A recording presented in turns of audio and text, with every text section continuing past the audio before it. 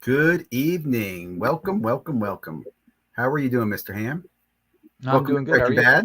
I'm doing great, man. Yep, Actually, yep. dude, when you pull a Wemby, you feel really good. Kind of makes your whole day I go well. know. I'm kind of nervous to open the boxes I have. Dude, so funny thing, I feel the same way after pulling this card. I have no hmm interest in pulling and opening anymore. You I'm shouldn't kind of though. I'm like frozen. I'm like, well, first of all, I'll tell you, I bought 5 game boxes. hmm And now I definitely don't want to open any more of those. I'm like, well, I cannot hit another Wemby, and that's the best card you can hit. Like, why fucking open any more game boxes? Correct. Yeah, like you what are know? the odds now of you hitting another one like that? Yeah, Um, yeah. yeah, I jumped into a break today for Upper Deck. I have like 6 boxes. It was a random team. I ended up with the Devils. I didn't get the Blackhawks, obviously. There was one Bedard pulled out of the 6 boxes. I did get a Luke Hughes canvas young gun, so I did get a good card, as well as some other Luke Hughes as well. So Six. It was a 6 box break. How much was the spot? that one I think was $57 So for a random. from what I'm hearing, right, is that there's 1.75 Connors per case. So you're almost guaranteed one per case, right? But I feel like I've already seen more hit at retail than I have in hobby.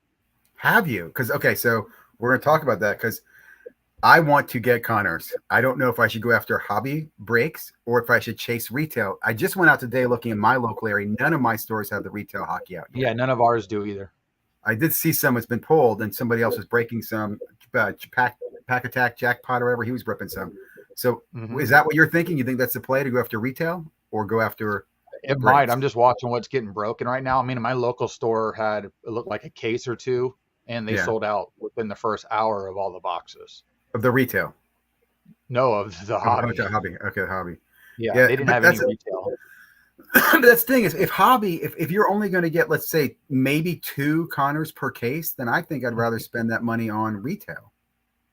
But Correct. I don't know. Well, I feel like there's more. I mean, Connor's in a bunch of inserts as well, so there's a heavy mix. I just feel like I've already seen more Bedards pulled out of blasters and tins than I have out of hobby. Okay. But that's just from what I've seen so far through the Facebook threads that I'm on, and stuff I've seen in chats or Instagram and stuff like that.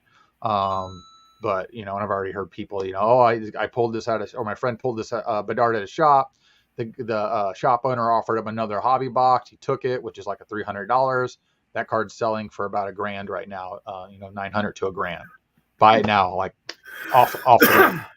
So I So heard you that hear that type story. of stuff too, but it's whatever.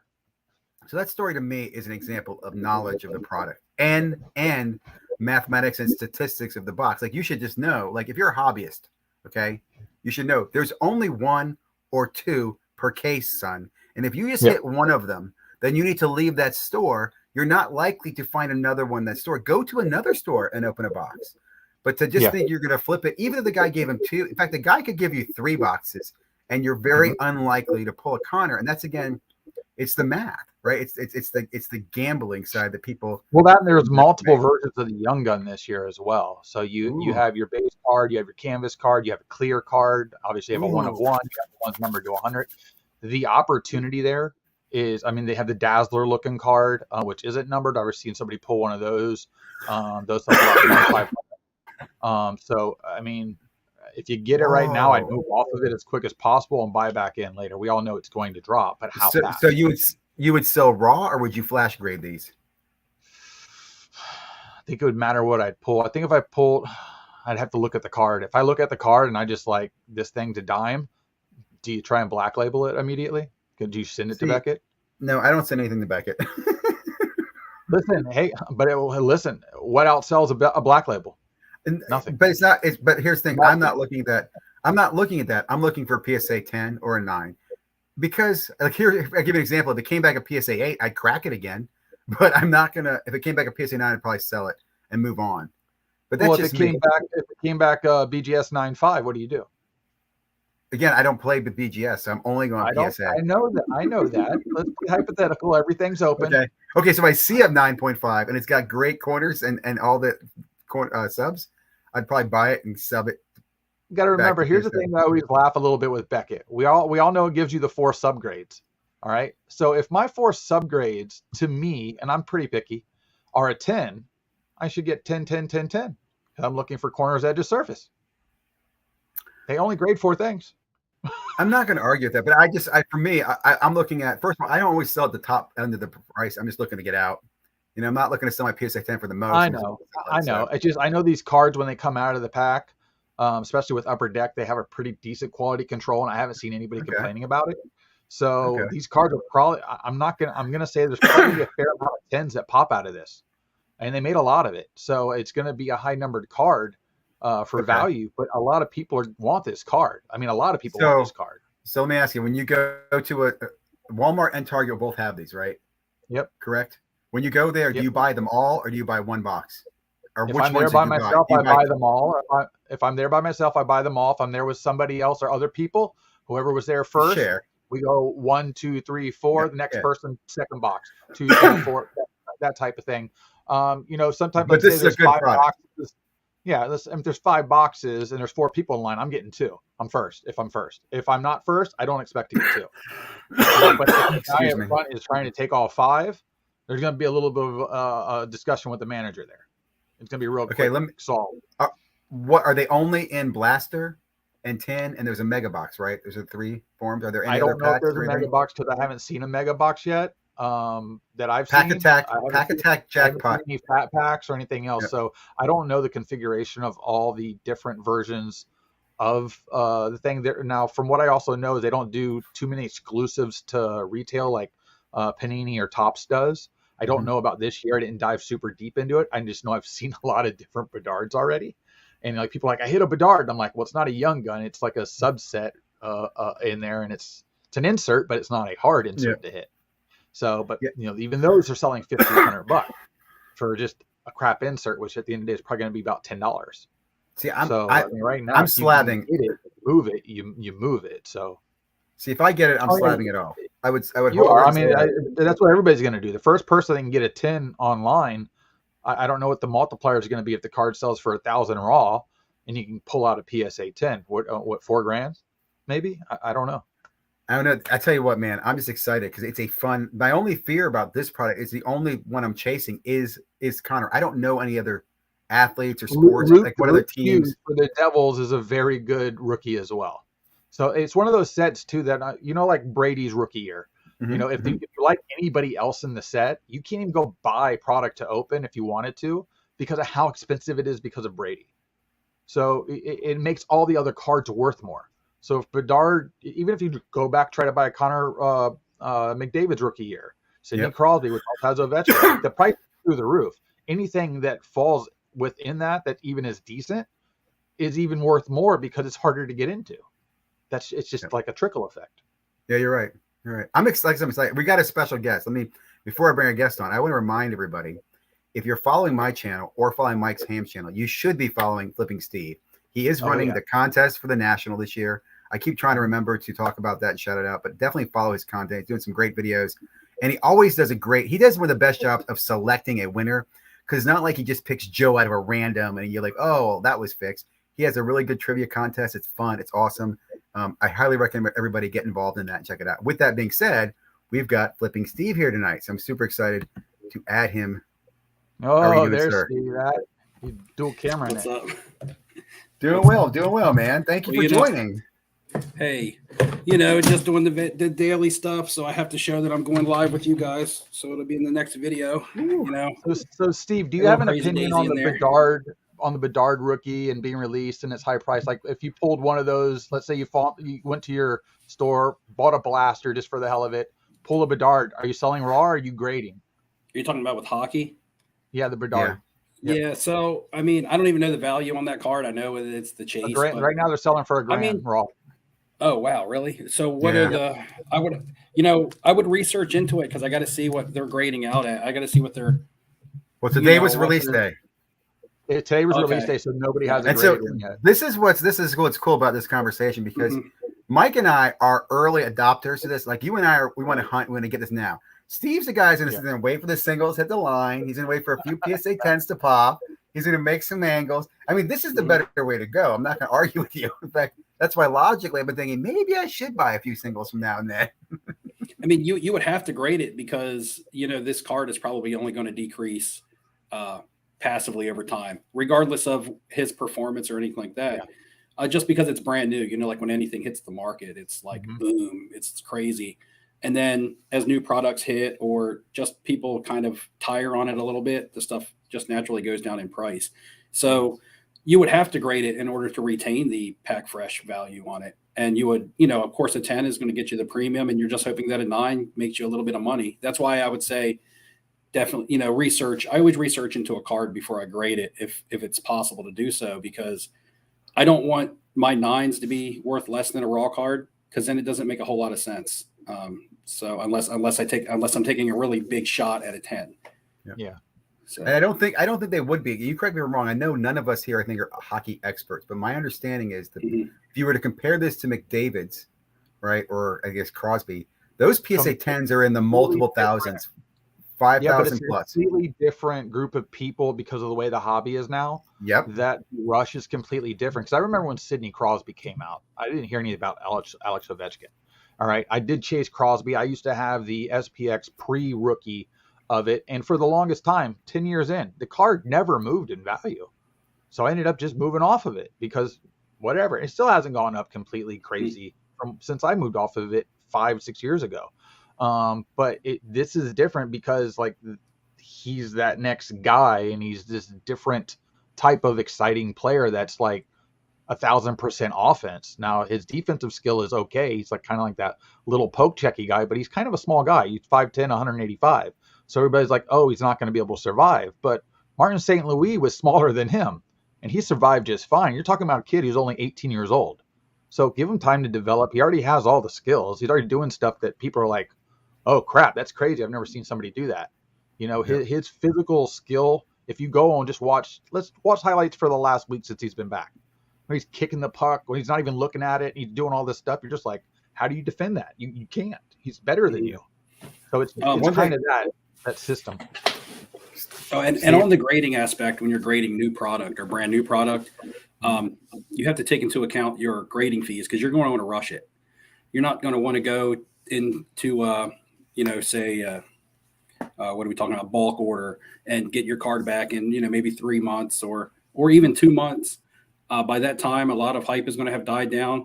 You're going to want to be first to market with it, which is going to be, your walkthrough or your 7-day prices to get the card back quickly. Because if you're waiting, 2 months to get it back, then what's the use anyway? If you're trying to capitalize on that hype of the card in the moment. Yeah, for modern stuff, you kind of do. I mean, I have sent stuff to SGC and BGS for me are very specific, or very card specific. I don't just say, hey, I'm going to send a bulk order to SGC, or I'm going to send a bulk order to BGS, or even CGC, even though I like their slabs. There's just not a lot of respect for them on the secondary market. And when you're flipping cards, it's all about the secondary market. If you're collecting, it doesn't make a difference. And if your cards are very niche, say the pop culture stuff that I graded out, if you don't have slab competition, it doesn't matter. That's the thing that I talk about a lot that a lot of people don't talk about is slab competition. You talk about selling cards in competition on, say you have a base Luka PSA 10 and everybody has those on eBay. You have basic seller competition because that's just a card. There's a lot of them. But when you're talking about slab competition, you're talking about cards that you just don't find graded in any slab. So when people see it in an SGC slab or a BGS slab, they're willing to pay a premium because they don't have the PSA. They don't have an option to get it in a PSA slab. Yeah. So that's the cards that you kind of look at and you target there. Yeah. Ziggy, so what are you going to do with your Wemby? Is it gradable in your opinion? Absolutely, dude. Well, first of all, let me tell you this. Well, I mean, you still have it. Steve, I don't know if you saw the Wemby he hit. I've seen someone on Instagram that he's I've seen someone on Instagram that he's it's a better picture on Instagram. Yeah, I saw it on Instagram. What are the odds on that? Well, I don't know because this is a game box hit, so it's not numbered. Now, last year's game boxes in the Bancheros, it looks like about 200 total were graded for Banchero of the Black Icons, which in my opinion is an extremely low number. I thought there'd be close to 1,000 or more of those. It's still a very short printed card. But again, my first thought is I grade everything and I'll grade some things twice. Like I do believe that it's all magic. I don't believe it has anything to do with centering or corners or any of that crap.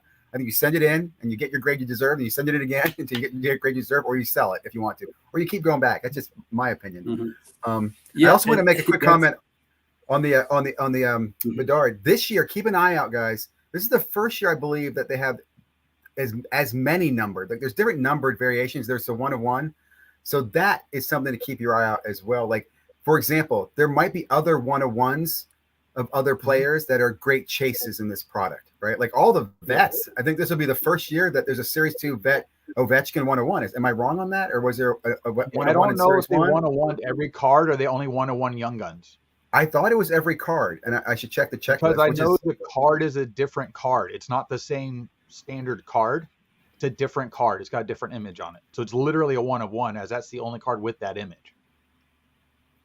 Which I think a 1 of 1 should always be that way. It shouldn't be the same card with the same image. It should be its own identifiable card outside of just color. It should have a different image. I'll try to look it up. I'm not sure. Checklists have been terrible. Let me see. Steve, can you answer this question? Are you going to be at the Philly show before I? No, I'm not going to be able to. Anybody you know? Hey, Shane. Do you guys have a good checklist? Do you guys have a good checklist place? I'll tell you, that's another thing. It sucked is finding a checklist. Checklists are hard to find right now. Cardboard Connections, where I go, I think the Upper Deck one's out. Well, the Cardboard Connection one is not updated. They still don't have the Prism up there. And then, like I said, I was looking for something else yesterday. Panini hasn't released it yet because they don't know what cards are in it yet. No, because I found Panini Prism. Like I sent you the link for the Monopoly, and that's on some checklist. Yeah, I know, by the way, I can't open that on my work laptop because all sorts of spam blockers come out telling me it's a bad website for like porn, or I don't know. The Chinese are using the website. Don't you run the firewall there? Just take it down. No, so I can only check the checklist on my phone. But my point, checklists are terrible. We're not getting good information, in my opinion. So it's kind of hard to know. But they're also Easter egging a lot of stuff in a lot of these companies now as well. Upper Deck's known for Easter eggs. So I'm still waiting for a card to pop on a Bedard, and nobody knows what it is, because they will deliberately do that. They do that now. They do that. Topps does that. Panini does it unknowingly. But the other two do it completely on purpose, like all the time. And there's just like a happy, hey, look at this thing. There's no odds on it on a pack. It doesn't mention it. You have no idea how many are going to be made. And it's super interesting because you won't see a lot of them. It's just one of those things that they do. It is fun. I know we always bitch about, I want to know the odds or how many, but that's part of the fun of it. You don't know. You can just look based on how many have been listed, sold, or graded, and you go from there. That's it. Which I will say, there's a great website I found, Chasing Majors.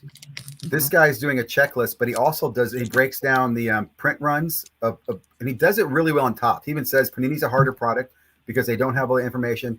But what's great is he can show you where there are certain lower printed products that aren't numbered, right? Which again is great for anybody who's in breaks or chasing. Like I think these purples, although they're in all these boxes, I think these are replacing last year's teals. And the teals really weren't that highly printed. I think they're in the hundreds as well as far as a pop count, as far as high numbers. So let's say there's 1,000 of these, maybe 2,000. These are still less than your silver prisms are in the hobby product. So there's just like Steve, you can probably speak to this because you've been chasing case hits. You've probably also noticed certain case hits truly feel like a case hit, where other ones feel like there's 3 every case. The thing that I've been applying is case hit. Okay, so it's not numbered. You really don't know what it is.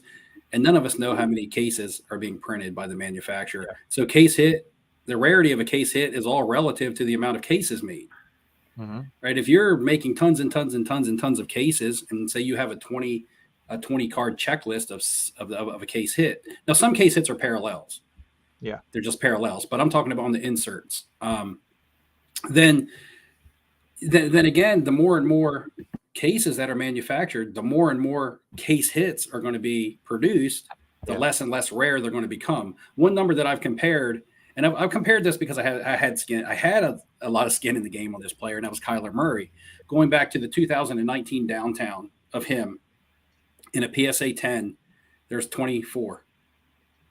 Okay, 24 in the pop since 2019. So we're in 2024 now. 2023 Prism and products have hit. If you go into 2021, which is just 2 years after that with Trevor Lawrence, I think there's over close to 300 PSA 10s. Yeah. So Trevor Lawrence, downtown rookie, over 300 PSA 10s. Kyler Murray, downtown rookie, 24. I don't think that has anything to do with quality control. I think that has to do with rarity. Yeah. And you're talking about the number one quarterback, respectively, from their draft classes. So it's not like we're comparing apples and oranges when it comes to players. We're talking about the most popular player in that draft class. So they're going to be sent in, they're going to be submitted. And now if you just go on eBay and you type in Bryce Young downtown, CJ Stroud downtown, Anthony Richardson, these hot young quarterbacks on the downtowns, they're flooded. They're just sitting there, buy it now for 300.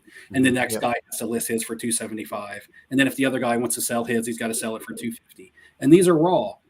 And it tells me that, man, these downtowns are mass produced because they're making a hell of a lot more cases than they were in 2019. They're spreading them out in a lot more products. They're not just making them exclusive to a couple products. I mean, you can get them in probably 5 or 6 different products. You can probably pull like either downtowns or kabooms out of these days, as opposed to being in like one product.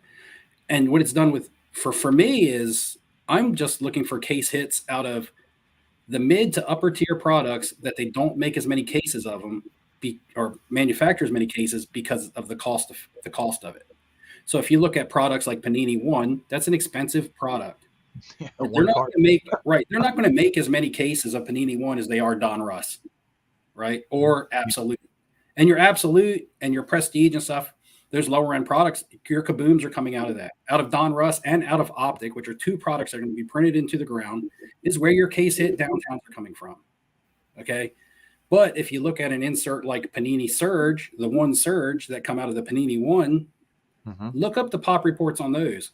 Type in Panini One Surge in the eBay search and tell me how many total case hits of everybody across the entire checklist that you actually find.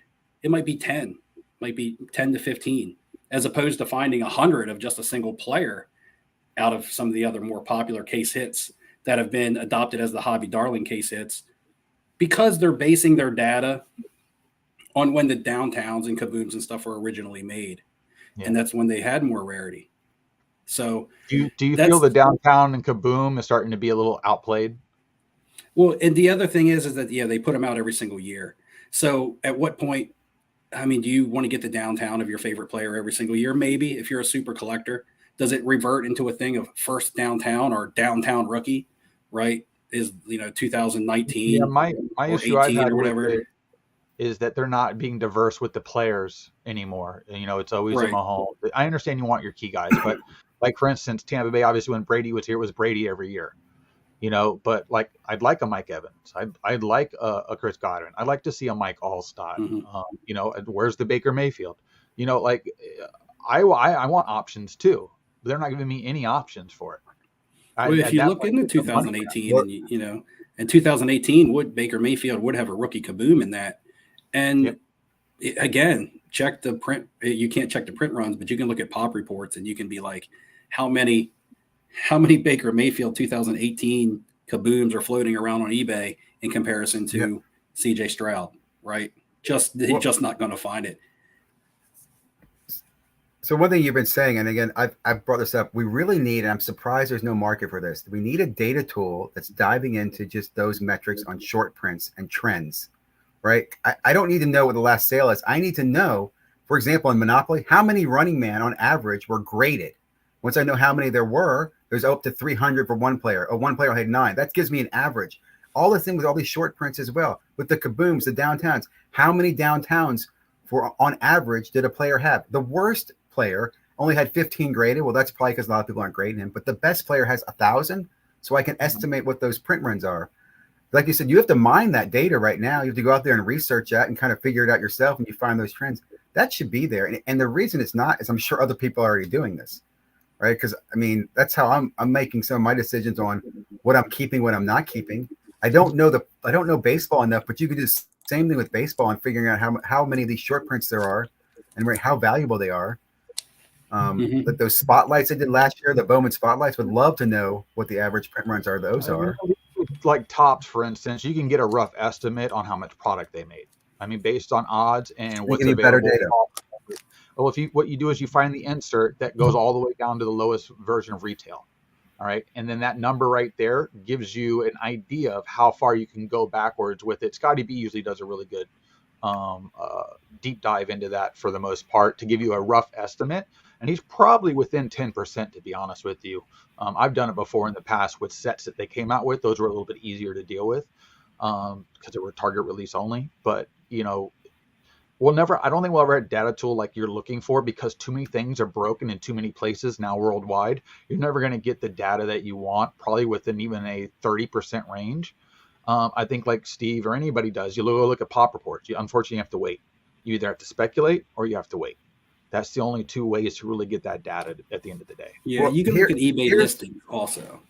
Here's something you should be getting that, again, I don't know why we're not doing this, is as cards pop up with serial numbers, those serial numbers should hit the big boards, and you should know. Now, again, gold number to 10, you might see it's been graded 15 times, but you should know the 6 is out, the 7's out, the 8's out. Like some board should light up, and you should know what's in play.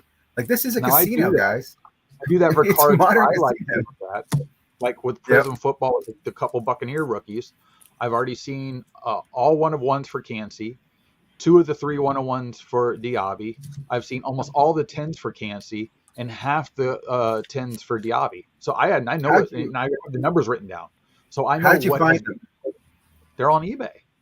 Okay, so it's sales data. That's the only place people can sell stuff like that. I mean, the only Cansey I saw that was the Black Shimmer auto. That was actually at the Atlanta Card Show when we were there for Culture Collision, and he was way over the last sale of the other black, and he had the lesser version. So I was like, I can't come to this number. I can't come to $600 for this defensive player 1-of-1. I'm sorry, I can't do it. It's a $300 card. You know what? You just gave me a great, like, if eBay's listening, what he just said should be an eBay commercial. Like when you pull this obscure, what the hell, 1-of-1, eBay truly is the only market you can sell it in. Go list that thing on ComC. You're not going to get anything for it. You know, go put it in some isolated marketplace. 1-of-1 Prism off of Facebook Marketplace because a guy pulled it in a break. He didn't want it. It was a Vita Vea. I shot him an offer because he had put a number up. He accepted my offer. We did the trade. I sent him money. He sent me the card. I got the card cheaper than what I'm going to be able to sell it for if I want to. And I basically bought it to resell here in Tampa just because I know that market is literally right here. Yeah. So it's a better advantage for me. Or at least I'll trade it into something else. Let me share a quick story.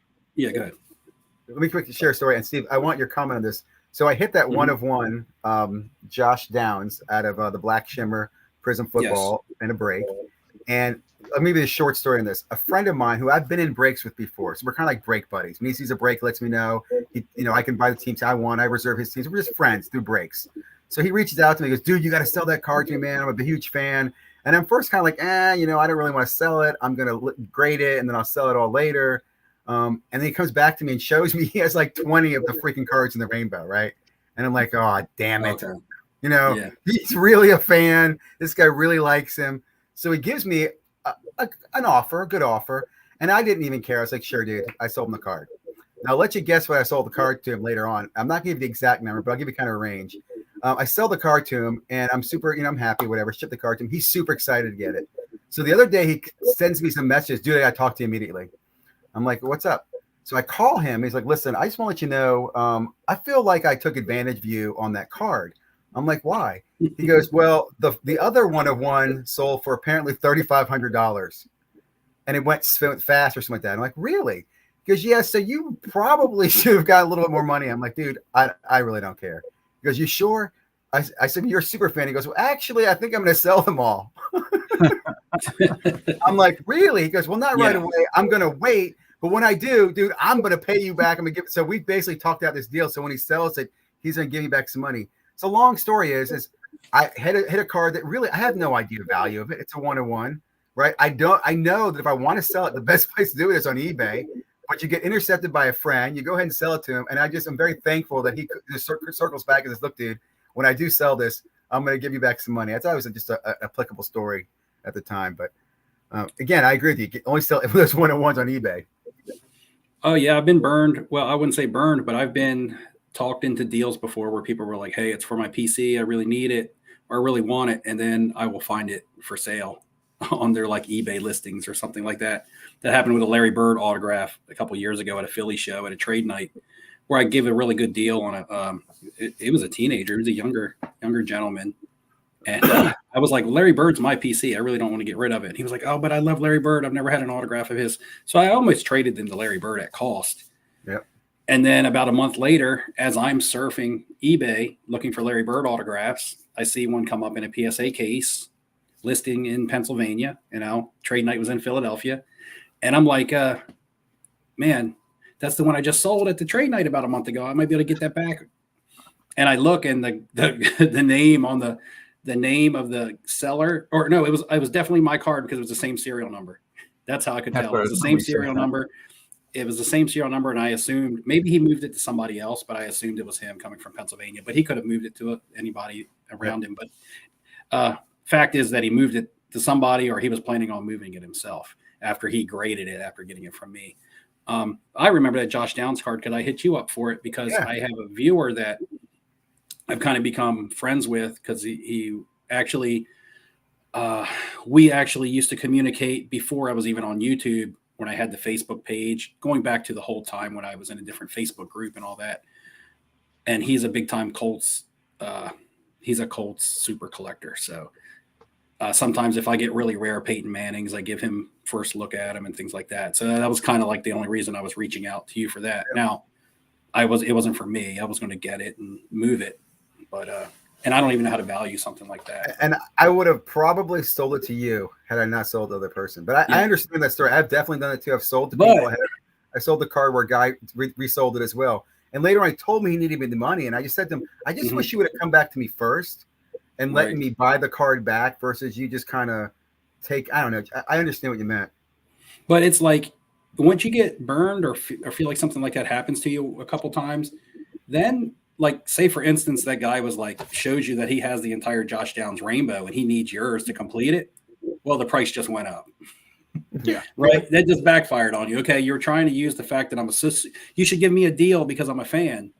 Well, maybe I should charge you more because you really, really need it even more than I thought that you did. Right. So, yeah. Well, the funny thing was just a piece to the puzzle. I know this guy very well. We're good friends. I also know how much he spent on other cards where he's bought other cards. I'm like, well, honestly, I would never pay that much, but if you feel it's a good price, go for it. And I love that too. People ask me my opinion of buying cards. Like, would you pay this much? And personally, I just tell you, I don't buy a lot of singles. I see a lot of them get sold, right? But I'm like, I don't know. I'd spend that much. Like, it's crazy to me how much people pay for LeBron's. I mean, we're in his 20th year. And those 101s are basically $1,000 bills or something like that every time one of those are pulled. Right. Or more. The thing that gets tough for me, I don't know if it ever happens with you guys, is doing content, especially the way I've ramped my content up. And my content is strictly what I do. I don't really do news stories. I might talk about a news story in a live stream, but I don't make a video out of it. I don't put down other content creators. I don't make Jeff Wilson videos. I just do Flipping Steve videos, right? And but that involves a lot of my costs. It involves a lot of my margins. It involves a lot of what I'm looking to obtain. And it also involves a lot of what I'm selling, because it's just what I'm doing on an everyday basis. What that tends to create for me sometimes is people want to do deals with me on Instagram, but they know what I'm in for. So I lose my negotiating leverage as far as my cost. Sometimes by no purpose, it just happens. People can say they're not influencers, but everybody has some sort of influence, regardless of how many views or subscriber count that they have. If I talk about something that I like, I'm not going to say that a lot of my viewers are followers, but what I am going to say is they may agree with a lot of my opinions, and then it's going to cause maybe a buzz around a certain card, a certain type of card, or even a player just passively by no intentional pump. I'm aware that that type of stuff just will happen. It's unavoidable. And then selling, well, it goes back to selling. Sometimes you feel like somebody who is a loyal viewer to you, you want them to have a card, you almost will give them a better deal than you would to a stranger. So you lose the leverage on a lot of cards of what you're into something for. Some stuff that you're trying to buy, all of a sudden you can't buy it anymore because they dry all up on eBay, and then you're like, well, damn, people must have saw me buying them and started buying them, and then then you want to give people deals because you don't want people to be like, oh, Steve is so tough to deal with. Steve, he's high on his stuff. I got called out on Veriswap the other day because somebody said I had my cards overvalued. And that's something that I complain about all the time. It's an ongoing joke. The whole Veriswap thing is an ongoing joke on my channel. But my stuff's rare. So when I buy something for $400 and there's not another listing on eBay and mine is the only sale in the past 3 months, if I want to price it at $550 because I'll take $475 to $500 for it because that's my margin, that's not overpriced. That's establishing a new market on a rare card that hardly ever sells. But people look at the last comp. I have a video that drops tomorrow because I did the Kyler Murray flip is complete. Yeah. Right. Michael Ham knows about it because we talk times a week over the phone. But the Kyler Murray flip is complete, and people are going to see my plan. I didn't stray from my plan, my cost, my profit, what I have remaining, and just my whole thought process that went into buying and selling when I did, and how hard it was actually at one time to establish comps because people wanted to comp his stuff from December.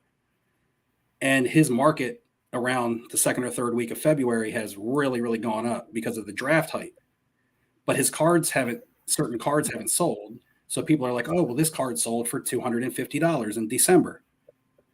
I'm like, yeah, but, okay, I'll give you an example of a card. A PSA 10 Contenders Red Optic Auto in December sold for $290. PSA 9s are doing $250 all day now. But somebody wants to comp the PSA 10 at $290 because the last PSA 10 that sold was in December. But they don't want to use the PSA 9 comps that are going for $250 now and say, okay, well, this should be like 3x or 2.5x of a PSA 9. Because there's still a visible sale from December. That's the one that they want to use. And I'm like, that doesn't make any damn sense at all. So I had to establish my own. I had 3 of the same card. I had to let one run at eBay and establish a market. I was going to say, I think I have part of it noticed too is like nobody ever wants to set a new comp. Like, right. I don't understand that because cards go up. I don't have to go up somehow. So somebody has to set new comps. A lot of people regret that they weren't early and now they're kind of late to the game, but they still want early prices. It's like, oh man, I wish I would have bought his cards 3 weeks ago, but well, it's 3 weeks later. So it's too bad. So I was going to say, I definitely have no problem setting comps. A lot of times when I have 10 cards that are in the same grade, PSA 10s, I'm happy to set the comp because then I know the other cards are going to come underneath that, right? So, and those are looking at $60 to $80 cards. I'm okay with auctioning those. I do that all the time. It's different with those rare cards. You don't want to be the comp setter with the rare card. I would say, Steve, what I love about your video, you have been giving out a lot of great tips. The tip you gave about how the comps don't show up on 130 point for a couple of days. I forget the platform that you use. PWCC was a great tip. The other, the other example where you use, I think Veriswap. I've been critical of Veriswap. I just don't see like why I'd want to use it, but you've actually made me think about using it. And I totally understand the pricing because the pricing is no different than eBay. I price shit on eBay at $1,500. It's comping for $500 just so I have it there and I can later adjust it down if I want to, or I can accept an offer, or I can auction it. It's kind of inventory management. Just went live. Yeah, Veriswap. Where the Veriswap has been fun. Walmart, tins, blasters, and megas. And you can use Veriswap to gauge what is popular. There's a lot of people that are using Veriswap are people that are really into the flipping demographic, and you can see what they're wanting. Sold out. What's moving. Yeah, tins just sold out. I would say one thing I've liked, Steve. Blaster sold out. Steve, you've always done a really job of using what you talk about. Like I know you're not sponsored by ComC, but I think you did a great job using that. I think you should be sponsored by Veriswap because I'm critical of them and I'm likely to use them. Are they integrated with Mascot? Do you know? I'm not sure. Are you using Mascot by any chance? I'm not. I've heard of it. I just haven't looked into it. I know. I guess it lists all your cards for you across multiple platforms or something. Yeah. I just haven't. It's just, here's what I like about it. All you do is you go to the website, you just put in your freaking ID from your PSA card, and it pulls everything up for you, right? Your picture's there, your information's there, so you can make your listing, and you can put the listing on, like you said, all your. It's so easy. And what I like is I list all my stuff there. I can also go to my inventory, I can search, how many Wimbies do I have? Not that I have those graded yet, but how many Palos do I have? How many PSA 9s do I have? How many PSA 10s? And then I can have one listed, and then I send one to DC 87 to auction, and then maybe I pull the buy it now down because the auctions are going for 50, so I pull the buy it now. I love the tool, man, and it amazes me how people don't use it. But let me ask, do you ever get into breaks? Are you into? I assume you're not a person that gets into breaks at all. And I also want to ask you your opinion, because you manage gambling, like you work at a casino, so you see degenerates like myself all the time. But you have no interest in that side of the gambling side of the hobby, though, right? You don't like opening wax and you don't like breaking, correct? I have been in a couple breaks, and it's been a couple years. Like during the height of the pandemic, I might have been in a break. And my first break, okay, so I'm going to relate this to the casino, actually. My very first break I was ever in, it may have been my only break. It was my only real break. I may have bought into like a $20 Facebook break with friends or something, but it was my only. And I got position number 2 or 3.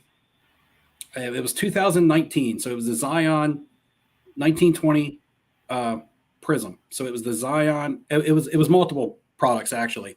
It was a box of Prism Hobby, a box of Optic Hobby. There was a couple other things. And so it was a multiple product break.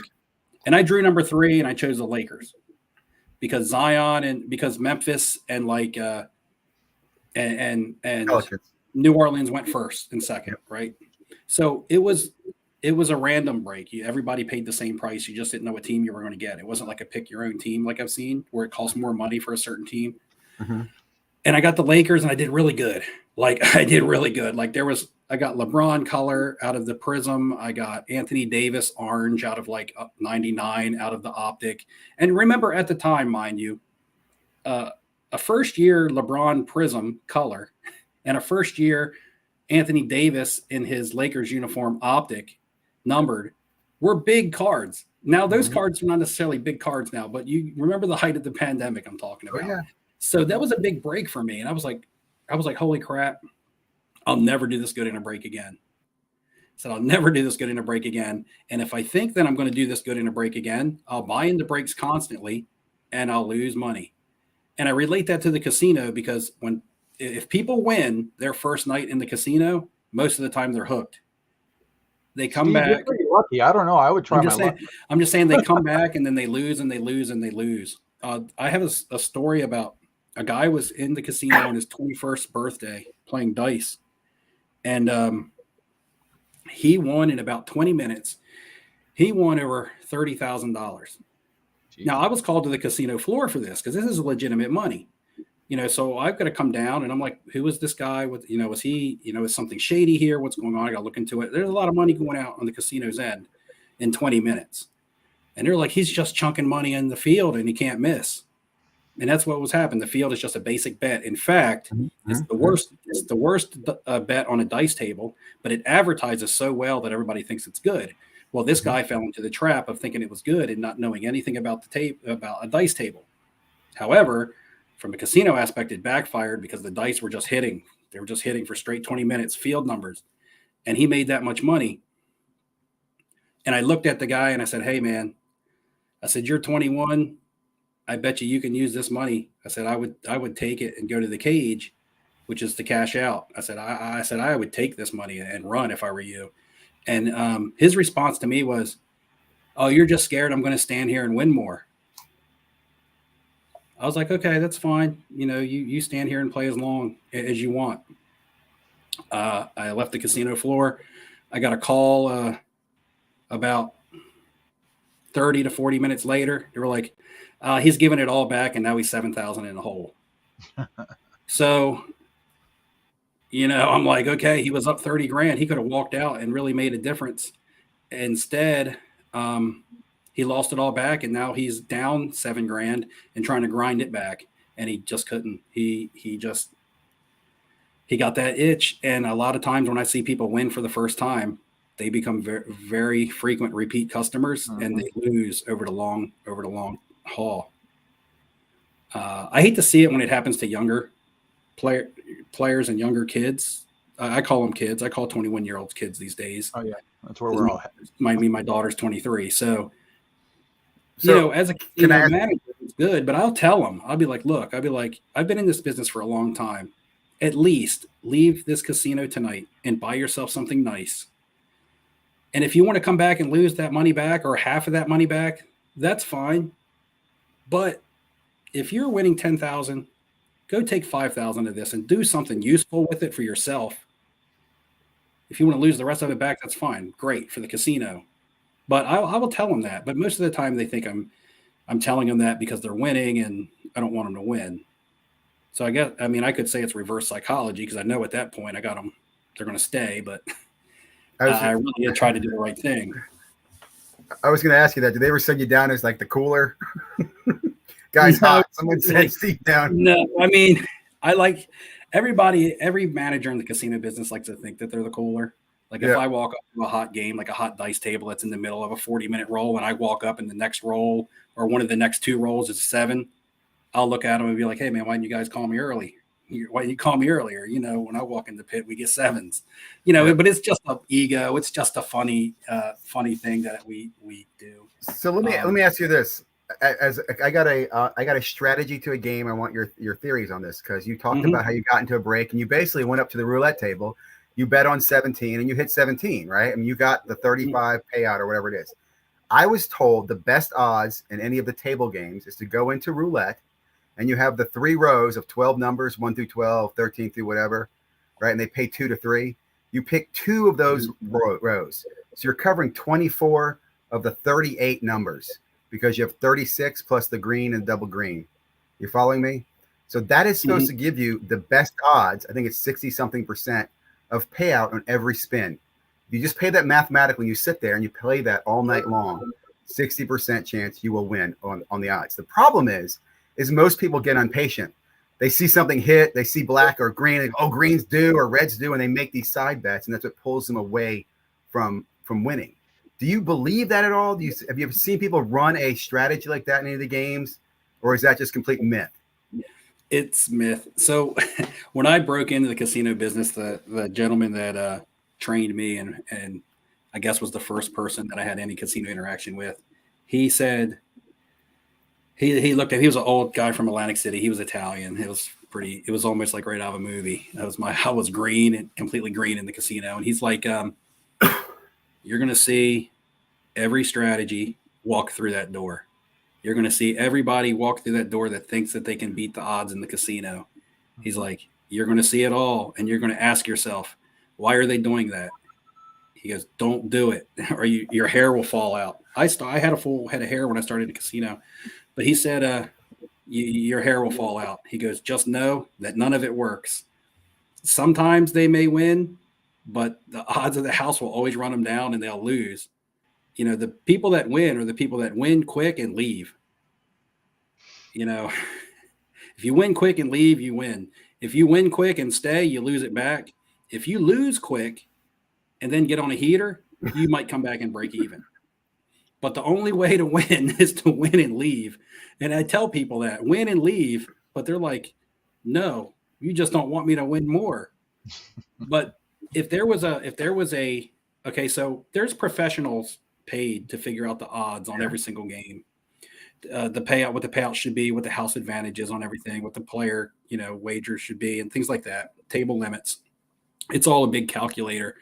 And if there was, with a game like roulette that's been around as long as it has been, there's no set way to beat that game, or that game just wouldn't exist. It wouldn't be in the casino if you could beat it regularly. It wouldn't make, it just wouldn't make sense. There's only certain games. You're not beating it. Right. You just have the best odds, 60+%. Well, the best odds in the casino are pass line odds on a dice table. That's the only. Why not take the don't pass line? Why not the reverse? Why isn't the don't pass line better odds than the pass line? Because when you play with the house, you win partial money. Okay, so really quickly, pass line odds give you true dice odds. The house takes no advantage. There's 6 ways to roll a 7, and there's 5 ways to roll a 6. There's 5 ways to roll an 8. So the 8 and the 6, they pay 6 to 5. That's true. That's true odds. There's three ways to roll a 10: 5, 5, 6, 4, 4, 6. Again, there's 6 ways to roll a 7. That's 6 to 3. That's 2 to 1. When you break it down, you get paid double your money for your pass line odds on a 4 or a 10. The house takes no advantage. Yeah. If you look in the middle prop box, a 12, a 1 roll bet for a 12 pays 30 to 1. However, there's 36 different dice combinations, which means if you win, you're getting paid $30, not 36 to 1. Right? The house is taking a 6 dice roll advantage on you there, and you don't even know it unless you know the dice probabilities. Now, when you're on the don't side, those numbers reverse. So instead of a 4, if you're betting against the 4 or the 10, now I just told you that when you bet with the 4 or the 10 and it hits, you win double your money. Yeah. If you bet against the 4 or the 10, basically you're playing with the house, you win half of your money. So if you put up $50 against the 4 and somebody sevens out, you win 25. You don't win 2 to 1 or even money when you bet with the house. Now, the flat bet on the don't pass is in your favor. The flat bet would just pay you strictly even money. It's on the come out roll. You put it down. You say, hey, this person is not going to pass. They're not going to make their point. The only time that roll is not in your favor is on the come out roll, because a 7 causes that bet to lose. And 7 is the most commonly rolled number on the dice. But once you get over that hump of clearing the 7, and now the player has a point that they have to make, now that even money bet is now in your favor, whether it be 5 to 6 on the 6 and 8, 2 to 3 on the 5 and 9, or 1 to 2 on the 4 and 10. So that's where that would come from. The don't pass line would be in your favor just on the flat bet only. In fact, we want you to take odds at that point, because now you're only winning a portion of what you're putting up. Which means if you bet against the 10 for $50, if you bet against the 10 for $50 and somebody rolls a 10 and you lose that 50, now you have to put up double to even win your money back, because you've just lost $50. Now you have to win 2 $50 bets or one $100 bet just to break even. So in the comment section on Greg F asking about the opinions on the panel in regards to products like Kurt's Card Care, obviously Mr. Minty's product. I've even seen a newer product that's on the market that's supposed to be better than both of them. I know Steve just spit shines his cards usually. Ziggy, how do you usually clean your cards? So lately, I've been very lazy. I'm blind, first of all, so I just stick them in top loaders. I send them to a friend of mine who subs them for me, and I do pay him $2 per card to screen, wipe, prep them for grading. And he's just doing, general cleaning. I will say though, my response to this, I have mixed feelings. I probably will be too lazy to ever do it, but I understand why people wax, clean, shine, trim their cards, because they can. It's the number one reason. And I'm even going to say this, I encourage more people to do it, because they're not going to change it or stop it until they can figure it out. And they're not investing in it, right? They just aren't. Yeah. I mean, we could say they're using the mint stuff or whatever, Gemma Mint, whatever. I don't believe that. So my point to this, I'm not using Kurt's Card Care. I don't use Mr. Minty. I'm critical of both of them. But I understand what people do. And I'm not going to knock people who do it. I mean, I know one guy striving for 10s. Okay. I've been friends with Lewis for probably 8 years now. We both chase Bowman together. He's a straight up will tell you, he waxes, helps get cards clean, fix whatever. I know what his name is, Doctor, whatever cards. Yeah. That's what he does. He makes a lot of money doing it, man. So I don't know. It's just, that's my opinion of it. It happens. I'm not going to knock it. I wish I could do something about it. Yeah. They're not. There's a couple different approaches to me on this. And actually, I got right before I went live. I don't know if I should talk, but I got slightly pissed off because another content creator put out a video talking about this exact subject. And they started the video with saying, it was Raul. I'm just going to fucking say it. It was Raul. He put out a video and he was like, Lord Voldemort. He was like, let's talk about Kurt Card Care. I talk about this stuff because everybody else is scared to. Now, that's bullshit. Nobody's scared to talk about it. Kudos to him if he wants to talk about it. I don't talk about it because I don't want to talk about it.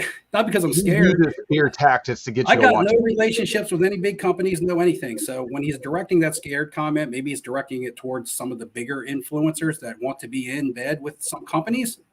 But, when I'm watching his video and it says everybody else is scared to talk about it, I'm just going to take that he's talking to me too. Yeah. And, fair. I'm just not talking about it because I'm talking about other stuff. I'm talking about buying and selling and trading cards. My content isn't based around somebody else having to have content in order for me to make content. Right. Yeah. I don't need something to happen in the hobby or something to happen with somebody else to be able to make a video. All right. I do what I do. Now, with that being said, when it comes to altering cards, trimming and coloring and things like that, I could never do that with any of the cards that I buy anyway. I think that's a vintage thing. I would be scared to death to touch the stuff. When it comes to microfiber cloths, yes, I removed fingerprints from my cards with microfiber. Some people say you shouldn't even do that, which is completely ridiculous. All right, because you could touch your own card and get a fingerprint on it and then wipe it off. All right, then, if there's scratches on a card, now, I'm a firm believer that sometimes I've used Windex on cards before, like a spray to try to like just wash off funk or dirt or something like that. I don't even know if they were manufacturer defects or if it was just something that got on the card from somebody not taking care of it. I'm not sure. And I have no issue with that either. Trimming and actually altering and stuff, I take big issue with that. Would I ever take a card and drop it in a big container of solution like Kurt's Cart Care does? No, I wouldn't, because I don't have the balls to do that. Right. Well, let's do it with a cheap chitty card. Right. I'm just saying I wouldn't drop it in there because But we're all curious. Right. Well, we're all curious though, aren't we? Let's be honest. I see him doing that type of stuff. And even though it's on film, I still have a trouble being like, if it's too good to be true, it's typically too good to be true. Right. But he's using methods that people that restore old documents and paper documents and things like that, he's using something that's been used for hundreds of years in a special solution. It can just be water. It doesn't have to be that. That's just him pumping his product. Right. I don't know. I just see I would just see a card that looks like somebody took a key to the back of it and they'll throw it in a solution and bring it out and it'll be like completely new. And to me, that just reminds me. I mean, I ripped apart these cards. They're paper other than that first layer on the front. Yeah. It's just paper. It's like those infomercials back in the day of like that DD7 stuff or whatever it was called, where it would clean stains off anything. There would be a big old bowl of like purple stuff, and they would drop a dot of this, and there would be completely clear. And then you order the stuff, and it doesn't work like that. It doesn't work. It doesn't work like that. So that's my takeaway. That's my personal thought on some of that stuff. I'm like, man, I see it happening on camera, but I don't really think it worked like that. It wouldn't work like that for me. Well, I mean, Kirk is very open with what he does with cards. He sends them in. No, he's back. He shows the card. He posts the stuff right on Instagram, so it's not like he's trying to hide it. He's not trying to hide anything. And people like make a big crybaby deal. He's trying to, he's trying to sell a product, and he's not hiding anything. He's doing everything. He's doing very well on camera. But look at what Mr. Minty does. It's really no different. I took cards to him. You had the cards because you had the deal or whatever. But my cards that I took to him, I've graded 3 of those 5, and all 3 of them have 10. And one of them had something on it that I couldn't get off with regular like spray in a microfiber. I couldn't get it off, but he got it off. But it was something from the manufacturer just going through a roller. It wasn't lines. It was literally like a smudge. I couldn't get it off. I wasn't going to apply overpressure either. So I figured let him try it because that's my red Bowman first number to 5 of Janeski Noel. So I was like, oh, that's fantastic at 10 because there's no other 10s of that. There's only 5 of them anyway. But I couldn't get that off. And I had it on eBay showing those images, and nobody would even send me an offer. And I had it priced lower than the other one that was even on there by like $200. I haven't even attempted to relist it now that it's a PSA 10. Right. So it's just like, okay, so it does work because I couldn't get it off with normal means. Here's the way I think about it on one hand is we pay big money, well, especially people who buy product. I'm not necessarily going to loop myself in there, but you guys buy into brakes, people buy wax. I'm in a day when you have to pay so much money to not only find product, but to pay big amounts of money to get product. Mm-hmm. The main problem is the quality control from the company. If your cards came out of the pack and didn't have stuff on them or didn't have scratches or dimples and things like that, you would be able to look them over yourself. You would be like, I want to get this graded. I'm going to send it in. But you pull a big card fresh out of the pack and it has surface problems. Yeah. Or it's so far off center, it's not funny. You paid big money for something. I mean, you can't do anything about centering, but surface problems. I bought a Justin Fields Prism checkered, which is like a case hit, and I got it in the mail, and it has a surface scratch on one side, and it has like 2 surface dimples at the bottom. I can't do anything about them. Did I spray that card with my little cleaner? Yes. Did I dip it in a big bowl of solution to see if the things would come out of it? No.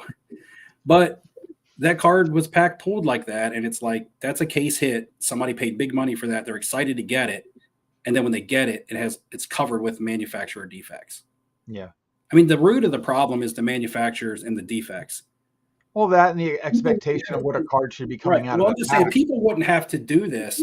There wouldn't have to be a card care kit if your cards came out in decent condition, were printed and shipped and packaged, and you got them in decent condition. Ziggy, you're muted. You're muted, Ziggy. Muted yourself.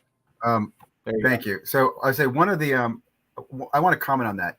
You're absolutely right about the manufacturer defects. Now I could go a bunch of ways. One thing that irks me about this, okay, is that the local card stores or the middleman do absolutely nothing to help you as a consumer. And what I mean by that, when you get a defective card, right? If I call the breaker, hey, can I get the UPC or the code or whatever? Oh man, I don't think I have that. Or else it's a pain in the ass for them to go get it for you. They will do it sometimes, but you think they would want to help you. Or even better, the local card store should have a relationship and be like, hey, we'll take it in, we'll submit it for you, because they all will offer factory manufacturing defect. You can do that yourself. I've gone through that and it will work.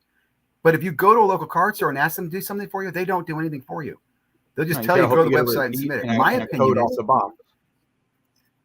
But they should help. Like with the fact that the insert was damaged, and the guy is like, "Let me print you off a receipt. Here's one of the boxes because you're going to need this QR code to send in to prove you purchased a product that this card came out of."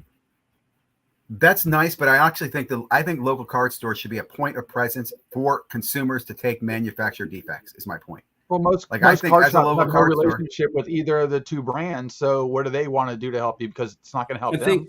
I think what leaves gray area. But they should. They should. I just think if my sneakers are bad, I go back to Foot Locker.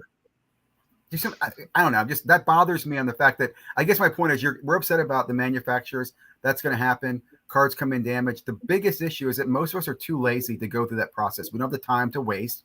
We want to flip the card. Like I had this happen with an autograph. What's the guy? Rodriguez. I got his autograph. The card was horribly mangled. I sold the card for cash. I wanted cash. I didn't want to go through the process. My friend submitted it. He got the card replaced. So I'm just saying, I think local card stores could help in that solving that, where they could be the arm for anybody. If you have a defect from a box that you open, bring the box back to a local card store, let them go through the process for you.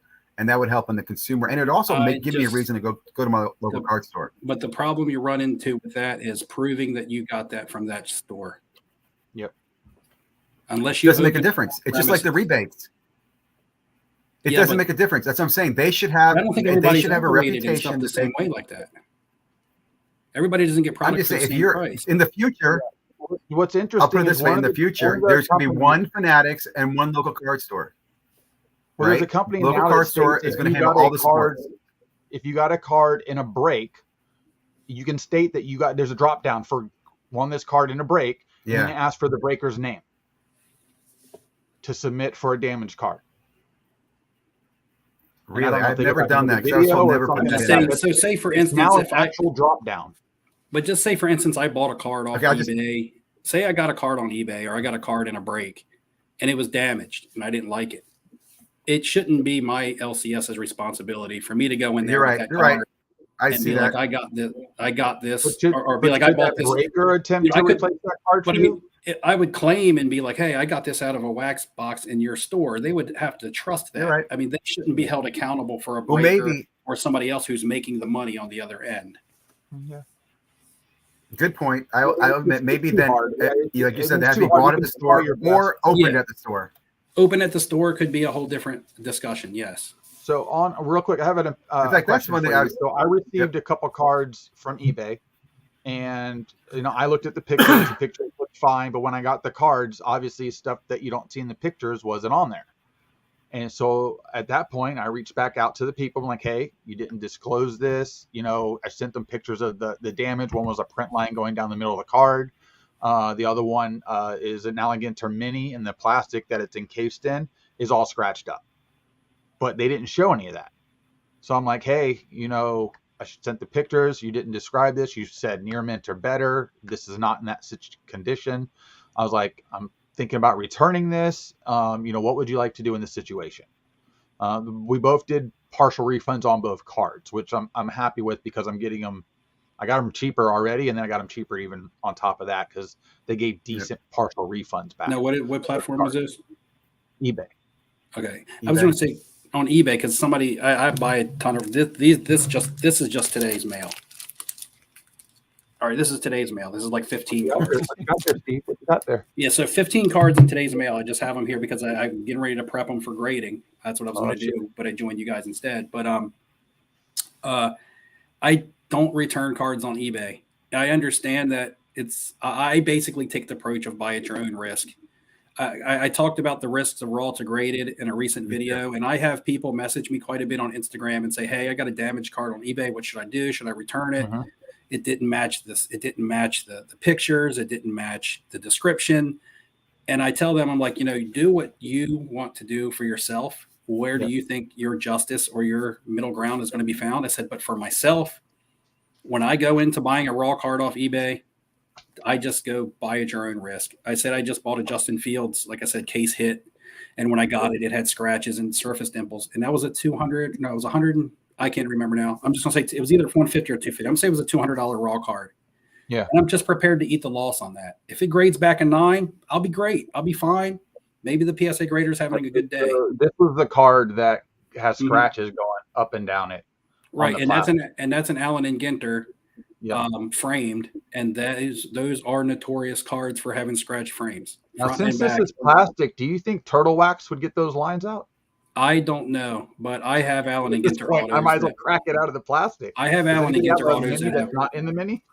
But I will tell you that some grading companies / some graders, because I don't know if they're all on the same page when it comes to grading criteria, actually grade the card inside the frame and not the plastic. That's what they're supposed to do, is grade the card inside the frame. And some do and some don't.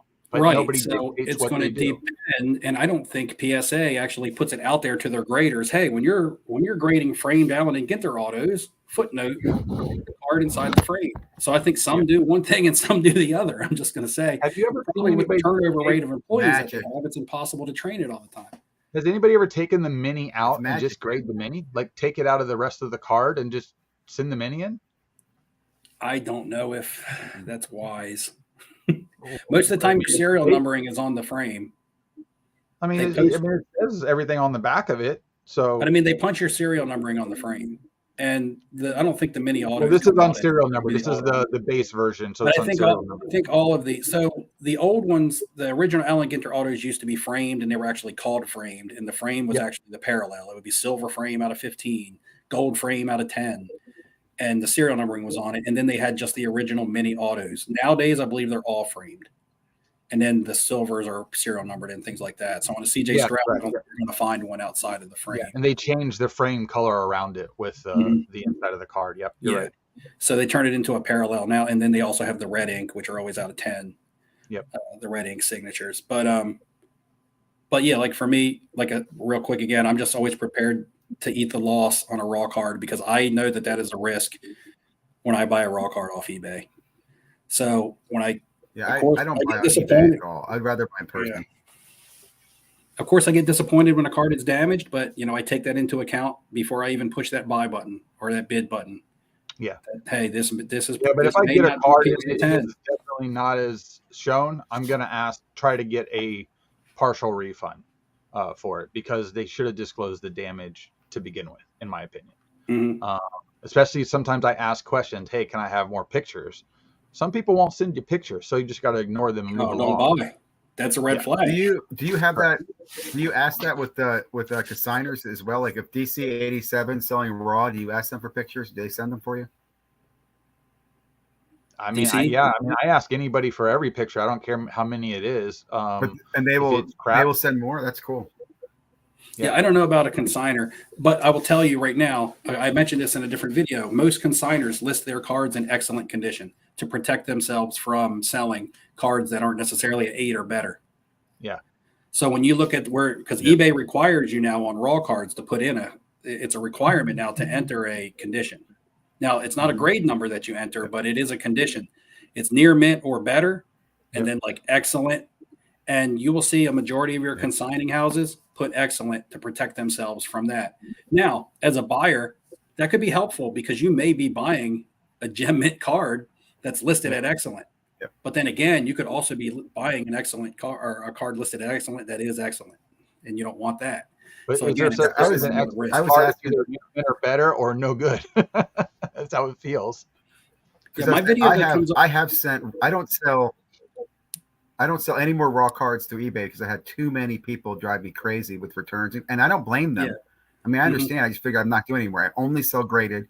I was sending raw cards to DC87 Sports and letting them sell them for me. that's what There's I do. something I didn't want to consign my grade raw as a low. You know what I'm saying? Yeah, I, I was just wondering raw if cards they because I let them deal with it. They assume the risk as the seller and they list it accordingly as excellent, and they deal with the returns. So, yeah, like you said, it's become a you can headache. get good deals there. You can get good deals there because there's some cards that I would have graded. I just don't have the time, money, or energy to grade them. Well, yeah, so I you sell send them some there. people. So, You sell some people a raw card, and they're like, "Oh, this isn't a 10," and they want to send it back. I said, "Well, it's a nice." Nobody said it was a 10. Nobody knows even what a 10 is these days. A 10 is whatever the grader feels like giving you that day, but necessary evil. But yeah, there was something I was going to say.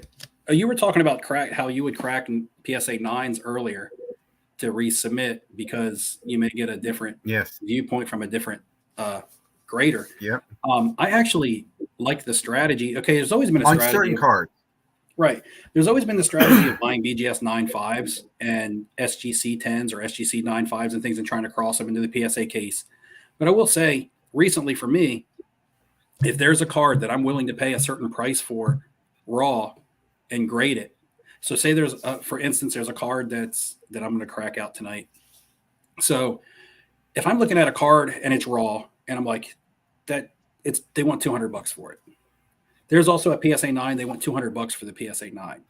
If I buy that raw copy and plan on incorporating my $20 grading fee, I know that before I even purchase that, if that card looks gradable, if it looks gradable when I get it, I'm into it for $220 right off the bat. Before if I plan on grading a card, I add it to what I'm going to buy a card for. If I want to be into a card for a certain amount of money, I got to take my grade. If I want to be into a card for $200, then I got to add my grading fee into that, what I want to be into it for. Or I get the card for $200 and then I buy it. Now I'm into it for $220. You get what I'm saying? So I incorporate my grading fee into the price I want to pay for a card if it's a card I intend on getting grading. So there was a card that I have. I was willing to pay $200 raw for this card. However, there was a PSA 9 for $200. And I said to myself, I'm going to buy the PSA 9 and I'm going to crack it out and I'm going to submit it and give it a second shot for a $20 fee because I'm already planning on spending at the end of the day $220 on the raw copy, which may be subpar to a 9, at best a 9, or it could be a 10. But what are the chances of this raw card being a 10 as opposed to buying this 9 and cracking it and it getting a bump? So that's another way that if I see where PSA 9s and raw copies are doing around the same amount or even less, by the time I pay to get the raw card graded, I would pay the same price for buying the PSA 9, cracking it out and resubmitting it and hoping for a bump. And in worst case scenario, getting a 9 in return at the price that I planned on spending on it anyway. So it's more of an educated gamble. You know what I mean? As opposed to, I know that card has been a 9. Yeah, it's a hedge. The chances of it getting a 10 are probably better than the chances of me getting it back and it being an 8. Yeah. Agreed. Let me ask you, do you do that with numbered cards? Are you doing that with numbered cards as well? Are you worried about the? Aren't I they worry starting to that they're not tracking that. regrade the same numbered card anymore? That's what you hear, but I've also so seen many- people submitting the same numbered card. Yeah, there's so I many know stuff. somebody that submitted one of ones, two different people, tried to resubmit them again, and That's they different. basically told them, no, this is the grade still. Boom, here's your card back. I mean, one of one is kind of different. It'd be a little bit easier to track. One's kind of different, in my opinion. There's so many numbered cards out there. Gold that to it's- 10.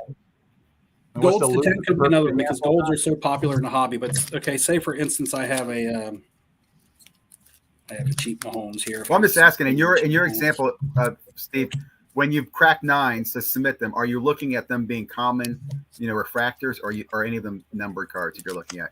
And another quick comment I was going to make too. I love how you calculate your grading fee when you make a buy, because I calculate my grading fee when I do breaks. When I do breaks, I have a budget for how much I'm going to spend, and then I assume, and this is another thing I'll do. I assume I'm going to get 10 cards that I'm going to grade. Sometimes I'll force 10 cards to grade. You know what I'm saying? Like, well, this one's going to grade it too. You know what I mean? So Yeah, that's why my Jared grading mentality is different. Yeah, Jared in the comments is stating he tried to resubmit a Jeter 10 numbered to 10 auto, and it won't regrade it. PSA won't regrade it. Did they reslab it I back know in they're the old putting it thing, or back they send down. it back to you raw? You know what's funny is I know everybody craps on tag for the most part, but I saw a video of a guy who took a card out of a tag case that he resent the card. They gave it the same number with the exact same serial number again because they knew it had already been graded, and it was a base card, no serial number. So they somehow are using a technology that knows it's the same card. Now, supposedly they can't regrade the same card perfect every time. That's kind of the flaw, people say. Mm-hmm. But they had to fingerprint it somehow, or the card's physical aspects came up as already been graded, and they just reholdered it with the same number, same serial name. But they did grade it again to make sure it met that criteria. Yeah, Charles T has a comment here that Charles T has a comment here that I'm not necessarily sure if it's true or not, because he says all eBay authenticity is a great thing for raw cards. Anything over 250 has to be checked. So if somebody lists a card as near mint to mint and it has to pass eBay authenticity, then whoever's authenticating the card has to agree that it is at least a near mint to mint card. The Justin Fields card I referenced earlier had to go through eBay authentication. And it is the one that has surface scratches and 2 surface dimples on it. So, hey, hopefully PSA pre-graded that and looked at it and said this is a 9 or better. So that's what I hope. But in my eyes, it's probably not. On a really, really, really good day from a PSA grader, it'll be a 9. But when I send that in, I'm going to assume that it's going to be an 8. And that's multiple cards that I have that have gone through eBay authenticity. An orange Pulsar Justin Fields that has been on my channel where I didn't check the centering good enough on myself, which was my mistake. But the top to bottom centering on that card is way off. And I bought that card for $300. It went through eBay authenticity. And they passed it as being near mint to mint. So I don't know how accurate that is, how they're actually looking at it, who they have doing it. Is it still going through CGC? Is it their grading criteria? I'm not sure how that is working. And what is their definition of near mint to mint? 8, 9, maybe, I guess. They don't label anything as gem. Yeah, so what I was doing earlier is I bought some of the Upper Deck hockey stuff from Walmart because I figured a hobby box is $300. I'll got spend $300.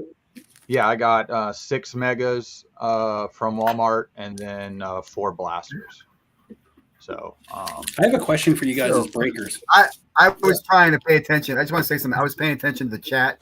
I hope you guys appreciate that. Target hasn't dropped there. theirs yet. So pay attention to Target dropping theirs here in the next few days. But I agree with you on that. I agree with you. I'm going to spend some money on that damn retail, guys. Okay. Go ahead. Charles, 101 full, I say rip it off. So we're just going to say Charles T came back with eBay's definition, light scratches are near mint. So, but is eBay's definition the same thing as a grading company's definition? Is my thing because isn't it PSA graders at eBay? Who does? I thought it was CGC or CGC. Yeah. But CGC is kind of tough. So I don't know if I would agree with that. I mean, and honestly, I haven't sent in a modern card PSA order in probably over a year. At least in any amount of bulk. So I don't know what even constitutes as a 9 nowadays. I'm very tough on my own cards. I don't know if one little surface dimple hurts a card. I don't know if one little light scratch on the surface really hurts a card. To what extent? I know it hurts a card, but I don't know It to just what matters extent. what the rest of the grades are. If you have 3 10s and that's a 9, they're going to 10 it. That's just what they'll do. And this is why I was earlier when we were joking about Beckett, only grades 4 things. So if I can get those 4 things to 10, it doesn't matter whatever other 30 things they supposedly grade. They grade 4 things. They've always graded 4 things. Half these other companies, I think they grade 4 things. Now, when it goes to vintage, yes, there's a whole separate group of different people that are doing stuff. But modern, looks good.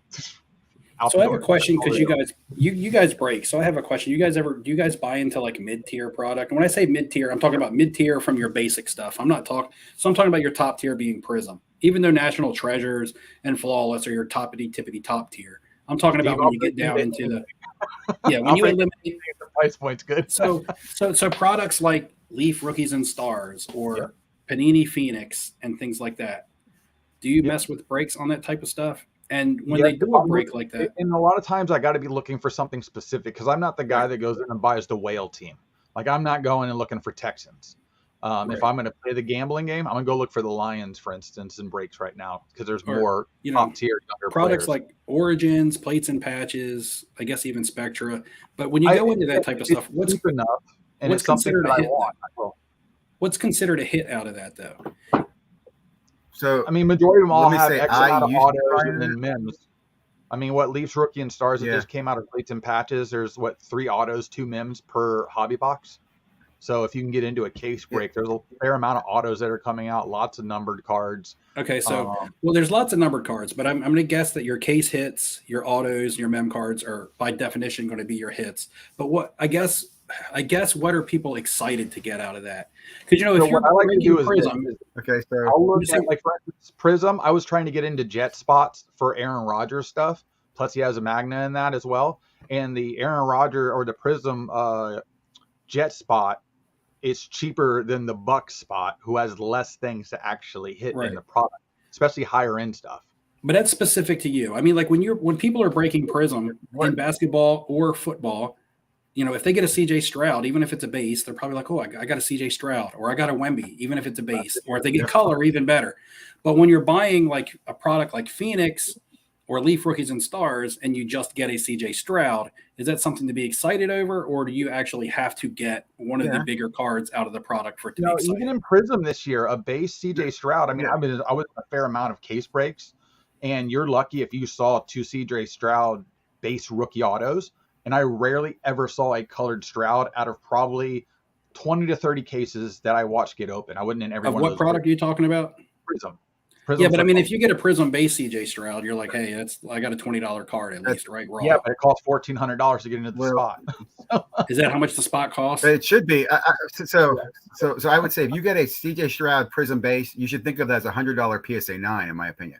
I think its future market value will be more. In a PSA 10, it should be a PSA. You should not sell that card raw. Like that's one. If you're in a break, you should sell nothing raw. Center left to right, unless it's really scrapped. It's not going to grade a 9.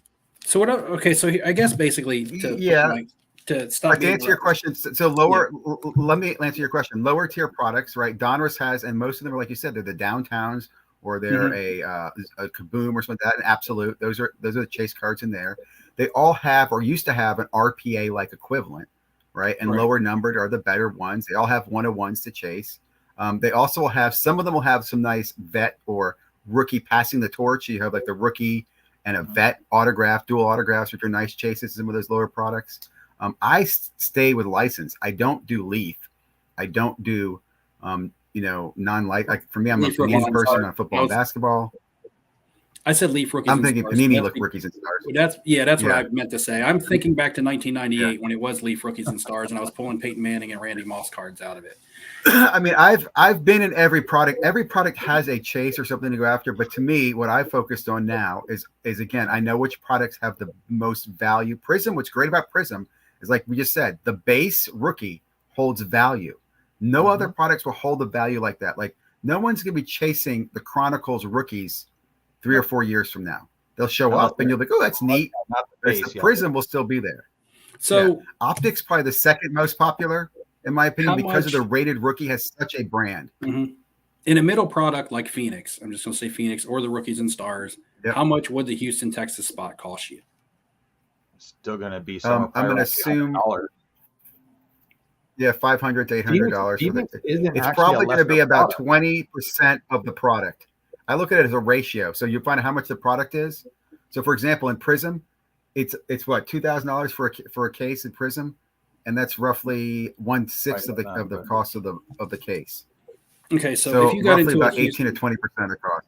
if you got into a Houston, Texas, And that's why that's how breakers will price this too. You look at their PYT percentages. Most of them are basing it on previous product, what the PYT overall percentage of the product is. A good one to track this, by the way, is Mojo Breaks publishes their pricing. They're very public about it, which I like. But you can see, like, for example, Connor Bedard, that case, I believe, is 3,600 or 30. What's it? How much is a case of hockey? 12 boxes, $300 a box, $3,600. Yeah. Yeah. So, and 2,000 of that is going to the Connor Bedard spot. So that's over 50% of the product value going in one spot. Same thing with the Spurs right now. The Spurs, Victor Wembanyama is roughly 50% of the product's total cost are going in that Spurs spot. It's killing me in Prism. Like in Prism, it's cheaper to buy the product or the retail product, not the box product. Don't touch that shit. But I mean, what I'm That's getting why I at look is, at the ratios, Steve. as a card flipper and somebody who's trying to find value, I'm trying to weigh in the prices of singles versus the prices of somebody who's actually buying into the spot in a break. So when I ask about the Houston Texans spot in a mid-tier product of like Rookies and Stars, and it's like $500 to $600 for the Houston Texans spot. Say you get a card like this one here, if you can see it without the light. Yep, Thrillers. This is a Rookie Thrillers Yep, insert numbered. blue, numbered out of 50. Now, is that considered a hit in that product? If you're in that break, are you excited Yes. about getting this card for your $500 spot, or are you like, no, this that's not a card that's there? That's just putting a dent in what you put into it. Right. So That's what, Yeah. as I don't me, know somebody- that product, but let me just say this. That should be a good hit. I don't know that product, but the fact there's no live autos, right. and that's a number to 50. Like if that was in Prism, let's put it this way. If you have any Prism insert hit, number to 50 with CJ Stroud, you should be damn happy because that should, you're looking at PSA 10ing that. Right. And I'm thinking that's $1,000 plus card. so the And a Texans number spot- 50 Prism insert. I Texans don't know spot Phoenix well enough to say that. football case, which is 8 boxes. Right now on break comp, somebody's got it for $250. Okay, so $250. Yeah, for 8 boxes. Okay, so like I have these two CJ Strouds. I have the red and the blue because I consider them both to be color matches for him. One's out of 50, one's out of 99. I bought these two together for $150, and I'll grade them. And if they 10, I think I'll do well because they're numbered. They're CJ Stroud, and not everybody can afford higher end product. But somebody bought into a break and on their best day hit both of these, unless they really got a higher end hit. Hit both of these for what Michael Ham just said is a $250 price tag to get into Houston. If you were to hit both of these, you're still recovering. You're still putting these on eBay and getting $150 of your money back. Now, to that person, that might be a win. I got some of my money back. I can gamble another day. To me, somebody who's looking to capitalize on budget cards, I'm going to buy these when people are trying to dump them and recoup some of their losses. I'm going to then grade these, and that's where I'm going to try to turn my numbers. And that's why a lot of times, if I want to end up with that spot, I look for something that's a random, a flat price to get in with the random and just hope to hit a spot. Or if it's a product I really like, I'll buy 3 spots for randoms and just see what I get. I do that with a lot of the Facebook guys where, they'll even lower the prices if you buy 2 or 3, so you can get into a break that you wouldn't normally even be able to buy the box for anyway. Right. And you might get one of the better teams. Random gambling.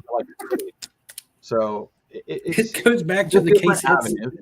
It's like the case hits that I'm talking about. Like if you buy into Leafs plates and patches and you want the Bengals, it's probably going to cost you a couple $100 at least, right? And then I picked up the case hit of Joe Burrow for 50.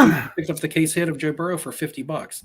So somebody's like probably buying into a break, with the Bengals, not getting the cards that they want, and then just listing their singles. 90% of the cards you're going to want to get through the stuff. It's just better to buy the card, but you just like that throw of the hunt. I get it. Yeah, I get that. I completely understand that. I'll be honest. I don't understand it, but I know it happens. Like, in fact, as somebody who loves breaks, and I love PYT breaks because I don't like the randomness of random. Every time I'm in a PYT break, I'm thinking to myself, what fool bought the Arizona Cardinals, and what are they expecting to hit? Okay? Yeah, right. I don't know. Well, I mean, I was in the Disney Marvel or whatever, and I bought a spot that I liked. So I was looking for a price point.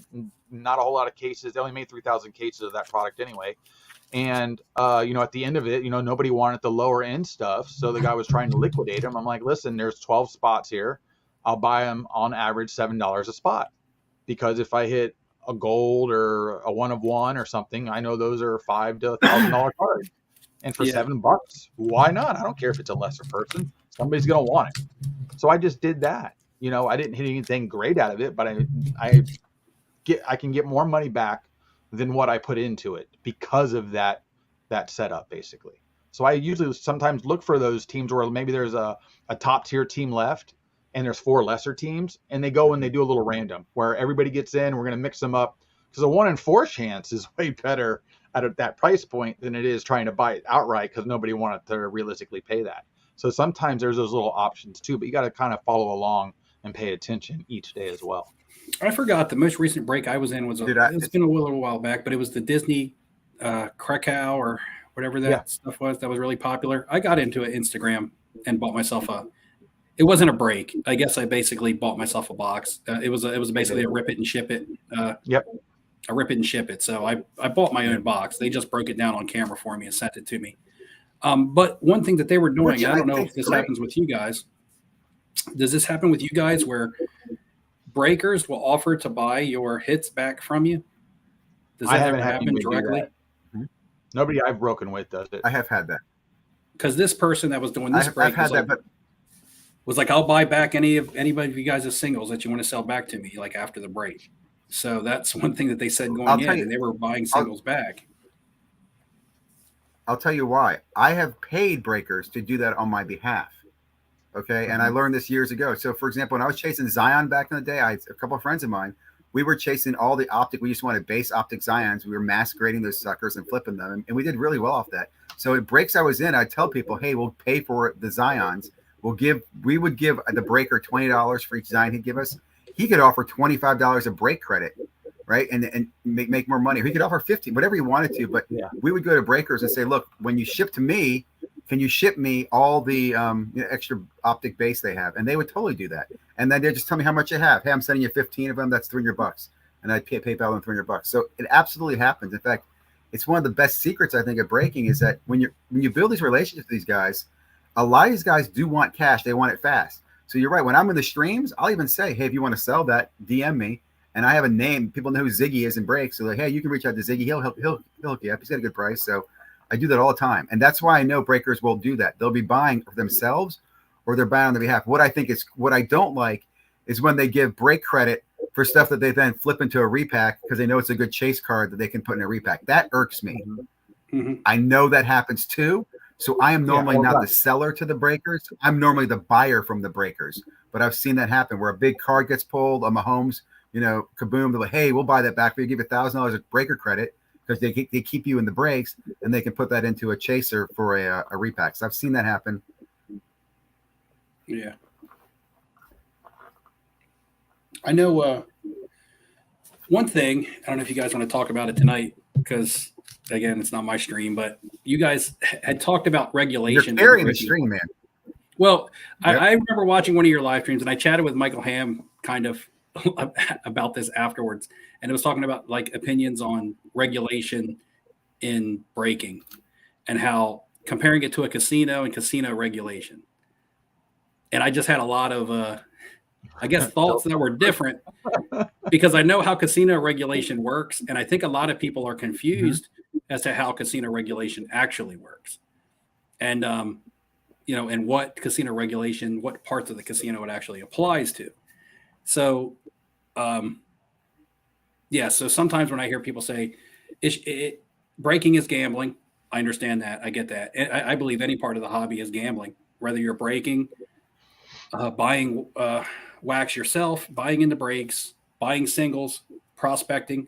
Grading is a gamble. I talked about it in one of my last videos. Every aspect of raw to graded is a gamble. There's 5 different gambles you got to make before you hopefully get that PSA 10. But like, I think that when we think of gambling, we think of chance. Yeah. Or it's just strictly chance. It's just chance. It's chance that I'm going to hit a big card. It's chance that I'm going to win on the blackjack table. It's just chance. But in the casino, that's not true. There's games of chance and there's games that aren't chance.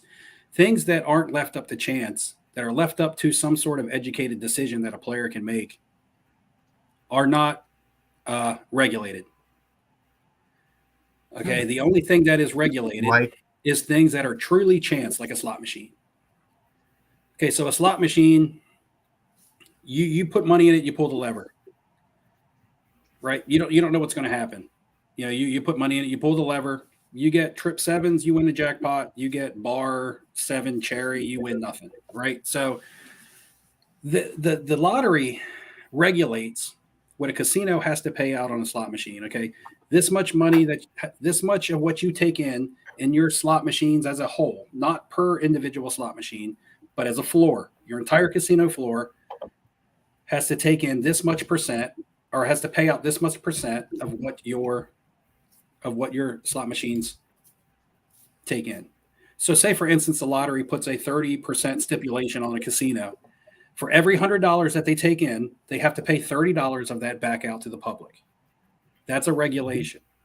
And the reason that can be regulated is because the only chance you're taking on a slot machine in actuality is which slot machine you're going to sit at.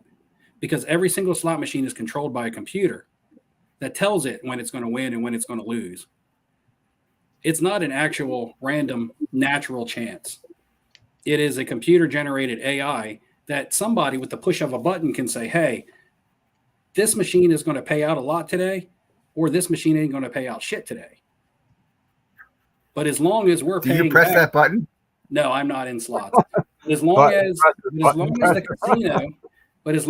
the casino is giving out 30% return as an entirety, then we're covered by regulation, right? So with that regulation being in effect, it's basically luck of which slot machine you sit at. Some of those slot machines are going to pay out 30%. Some of those slot machines aren't going to pay out anything, which means the balance is some are paying out 0, which means others got to pay out more than 30% to compensate for the ones that aren't paying out anything. So it's all in the luck of choosing the right slot machine of thousands and thousands of slot machines that are on a casino floor. So there's quick question. Is that time based? So for example, if I see a big slot machine payout, in my mind, I should say it's not going to be paying out for the next 12 hours. I could probably do a separate YouTube channel on casino and gambling advice from the inside. Now, I don't know how much. I don't know how much would like that very much. I don't know how much that would get. I don't know if that would be frowned upon or not. But to give people the ins and outs, even if I just quickly, you said games of chance. Slots make sense to me. Can you explain table games and poker? I assume poker is. Are you telling me there's no regulation on poker? And let me quickly say this too. My assumption when I say regulation is that we come into a casino expecting that that the gameplay is fair. No one has a gun. No one's cheating me at the table. That there's a fair infrastructure there, and that's what I feel like is not fair in breaking. That's why I want regulation there. But I'd go ahead and answer it if you can. The only cheating going on in a casino is coming from the players. And you may say, what the hell do you mean by that? No, because the casino is very open about, okay, don't walk in here and expect to win. If the casino wasn't rigged for the casino to win, the casino would not be in business. It just would not make sense. So the only cheating going on in a casino is people who actually cheat. Now, I'll get into cheating by definition on a player side in a moment. Games of regulation are games that really have no set odds of how something is going to happen. Now, blackjack is 60-40 in favor of the house. The house is going to win 60% of the money on the table, 40% of the money on average. If you simulated 1,000 hands, 40% of that money is going to be paid back out to the players. So over the period of a long period of time, 60% going to the house, 40% going to the favor or to the players is going to add up for a lot of money for the casino, because there is going to be 20% worth of losers, right? So when you're looking at a blackjack shoe, there's either 4, 6, or 8 decks in a shoe. Maybe you're playing pitch blackjack, that's 2 decks. Maybe you're playing single deck pitch, where it's 52 cards in a deck. You can make an educated decision on how you want to play your hand. There is a book strategy to playing blackjack. Now, everybody says the casino wrote the book, so don't follow the book. They're just trying to get you to lose. But there is a book, and people will say, what does the book say should I do? What should I do on my aces? What does the book say? Well, it says split them, right? What should I do? Should I double down this hand? Well, the hands, the dealer showing the 10, I probably wouldn't double down. There's different scenarios that there is a basic strategy that you can use. There's no strategy in a game of chance like breaking cards. You pick your team, but that's it. It's a decision that you make, is picking your team. Okay. Now, but I'd argue checklist is important.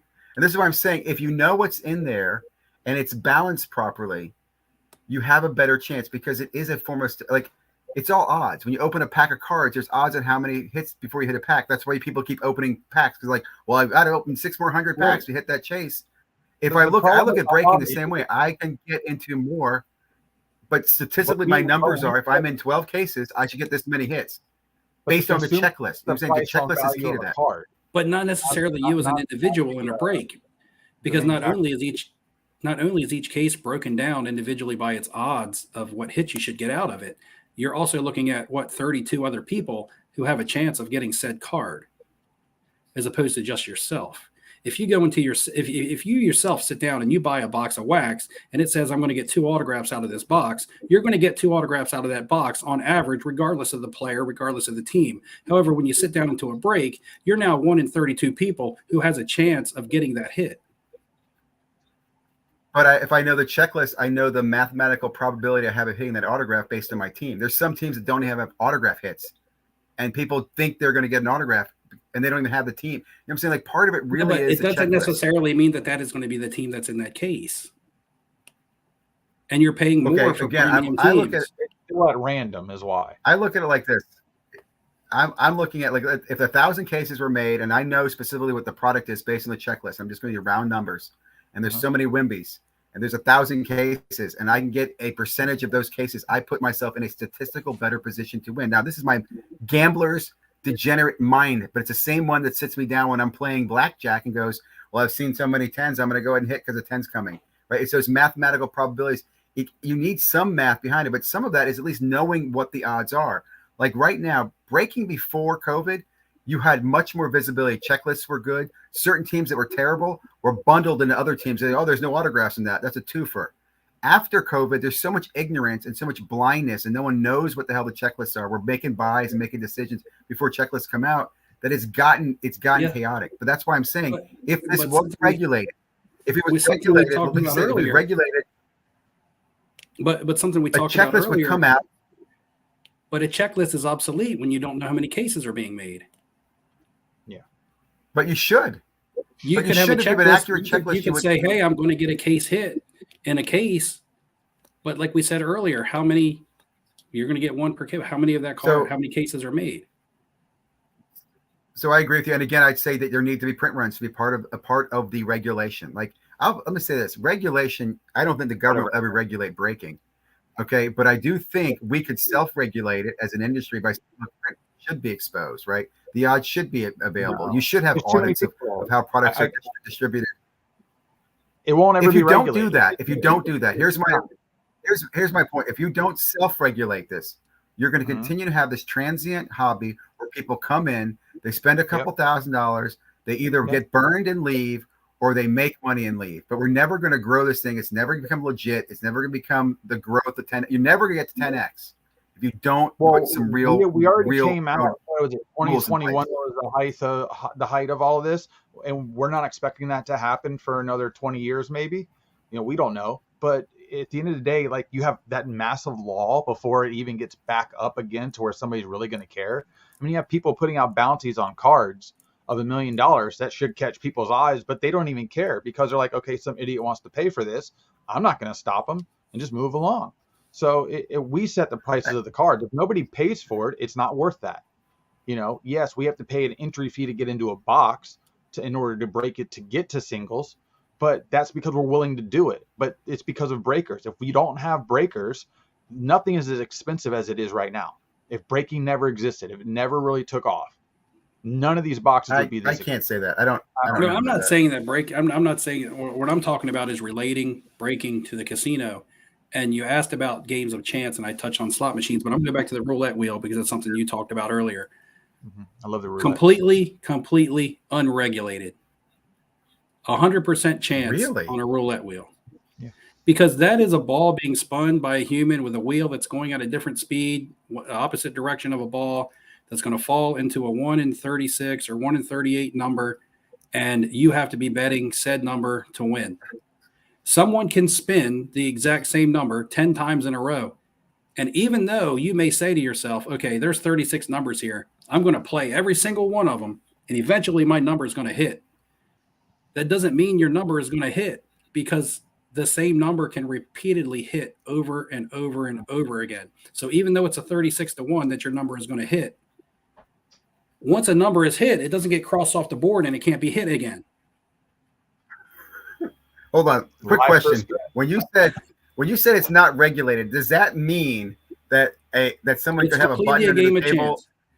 But they can't mess with the game, right? They can't have a button that makes the green come up, right? There's no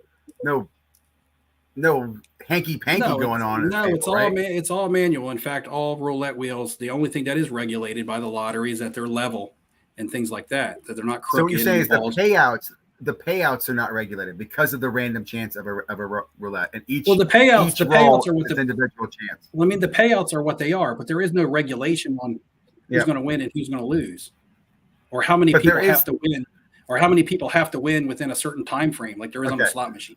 Yeah, I guess my point though is there's regulations and the fact that the only people using that have to be 21, right? And that there is, I'm giving you chips, you're going to pay me out when I win. So there's basic rules there. Right. And there is no regulation saying that, okay, for every $100 that somebody buys in on the roulette wheel, we got to give them $10 worth of victory.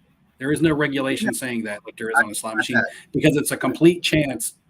It's complete odds. There's no way to make that happen unless you're using an artificial electronic roulette machine, which does exist, or an electronic blackjack machine, which does exist.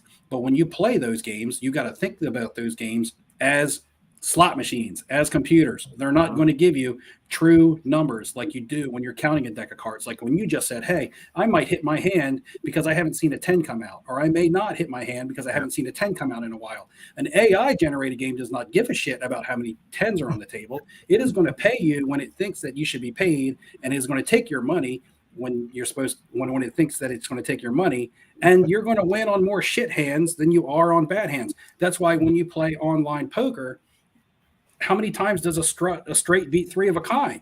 How many times do you lose in online every time poker I'm the hand to a straight when you have trips, in comparison to when you're playing on a live manual dealt game, a poker room? And back to the thing about poker room or poker and regulation, the house doesn't make money on poker because the house doesn't compete against the players. All the house does is support, or is supply the dealer, the place for you to play, a licensed place to play, a safe place for you to play, and they just take a rake of the pot. There is no regulation as far as that because we're just basically hosting the game. You're competing against the other 7 people in the seats, not against the dealer. Where on the casino gaming floor, you're competing against a dealer on most games. And there's some games where you're just trying to make a poker hand. But yeah, that's, if you go into some of the Native American reservations here in the States that allow gambling, and have had casinos for a long time until they started popping up in cities everywhere now. You had Vegas, you had Atlantic City, and you had a lot of the reservations, especially on the West Coast. The one thing that you will not see, or did not used to typically see, you may now because of different rules on the reservations, were You would never see dice games. You would never see roulette games because they do not allow games of chance on their casino floor. Wow. And that's why. Anybody ever walking into a game? So say you go into a California casino and you go up to the dice table and you're like, where are the dice? Because instead of rolling dice, they're throwing cards out on the table to give you your die numbers. So they have a person there with a deck of cards and they flip over 2 cards. It's a 6 and a 2. Okay, the dice roll is an 8 because we flipped it over on cards. They're substituting cards for dice because games of chance are not allowed in that casino by their law. Yeah, I wouldn't do that. The cards are a controlled substance. You know how many cards are there and you know what numbers are on them. You just don't know which cards are going to be flipped at any given time. That is weird. I would definitely not play there. But that's why you would see, and it could have changed over time. I haven't dealt with anybody from any Western casinos in a while, but when I started working at the casino that I work at now, a lot of people from all over the world, not just the United States, came to work at our casino when it first opened because casino employees are nomads. They follow the money. Whenever a new house opens, that's where the big money is going to be because that's going to be the popular casino in that area for a while. That's where they're going to go. A couple months later, they move on. They chase the money. Really? That's what they do until they settle in somewhere where it becomes a career because as you move from casino to casino, you should never take a lateral move. If you go from one casino to the next, you should always take a promotion. You should always go one step higher as you move through the casino ranks. And once you get into a casino where you're a pit boss or a shift manager and you're comfortable and you're like, okay, this is where I want to be. I want to settle down. That's typically where you settle. Then you move your family there, and that's kind of how it works. Is that how you did your career? Did you start as a dealer? Okay. Not me. I did start as a dealer, but I didn't bounce around a lot. What happened with me was as other casinos opened, they were coming to me offering me jobs. So in order to lock me down at my casino, because my casino didn't want to lose me to another casino, they give me a really good position and basically a contract, for lack of a better term, that I couldn't turn down. Do you see people who know you from cards at the casino? I've seen 1 or 2 that have come in because they passed through. My state isn't what I would call in the summertime it is, but Delaware, Delaware, it's not really a vacation destination. It is in the beaches in the summertime. So sometimes people will be passing through from like Pennsylvania, New York, and they'll be going to the beach with their family. And they'll be like, oh, I know the casino not far from here where Steve works. I might stop in and say hi. I've had that happen a couple times. Yeah. But yeah, I'm not going to, it sucks because I can't interact with them the way that I would like to. If I see somebody at a show or something like that, they get my full undivided attention, regardless of what I'm doing. I'll stop in the middle of a deal. I believe my viewers deserve that much from me. But at work, it gets tough. And then it's kind of like, I hope that they don't think I could brush them off because in my work, it's not only a security thing. It's just I got a lot going on. I'm responsible for a lot. So it's not like I can't take my focus off my job for an extended period of time to hold like a lengthy conversation. It's funny. I think of my gambling experiences, always making friends with the guys, either the guy, the stick man, the roll guy, and all that stuff, or the dealer. And we always make fun of the pit boss. Hold on, he's coming over. Your boss is coming. Don't worry, I'll say good things about you. Like the pit boss was never the guy you were chummy with when you're gambling. I don't know if you've had that experience, but you're right. If I saw you, I would expect you to not be engaging. You wouldn't. You have the managers and supervisors that sweat the money, and then you have the ones that are just there. They don't sweat the money. They don't mind if people are winning. Usually those are the ones that are very, and it doesn't matter position from floor supervisor on up. You have ones that sweat the money, which means they don't want a lot of money to go out in their section. They don't want there be a lot of winners because they're going to have to explain why people are winning. There's always a superior that wants to know why. There's no way to explain it.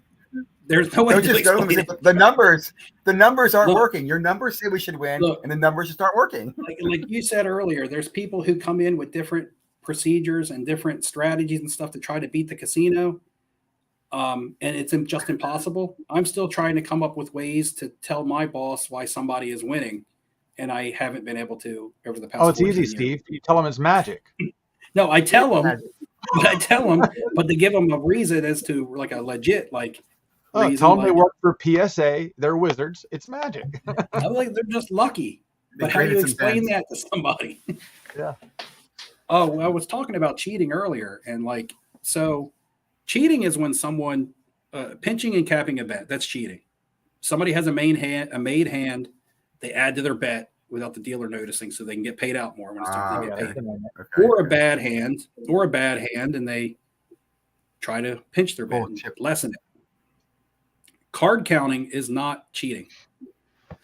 Card counting is not something you can be arrested for. Card counting is not against the law. It is frowned upon by the casino. To leave for I can cut anybody's action at any given time without reason. Yeah. So that answers the question around card counting. Yeah, I can cut their action for card counting. I can also cut their action because they said hello to my dealer in the wrong way. I would never do something like that. But what I'm just saying is gambling is a privilege. It is not a right. Casinos are mostly private property and reserve the right to evict anyone from their property at any time. Now, so if a card counter, if I'm on to somebody red flagged, if I rather they're red flagged already in the database, there is a database. Casino has a facial recognition database. It's like a fingerprint for your face. All I got to do, if I have a suspicious player, I can call surveillance. I can say, hey, I need a biometric run on this player. And then they will give me back any information that may come up on that guy. Sounds scary, but it's true. That's across your chain of casinos as well, right? That's not just usually an international database. Yeah. I'll get people from Europe. Do competing casinos share that same database? It's international. Yeah, Awesome. it's international. Wow. I will get, like I said, I would get people from Europe and other countries. It's shared information. So as long as it's being documented, it's going to be shared into the database.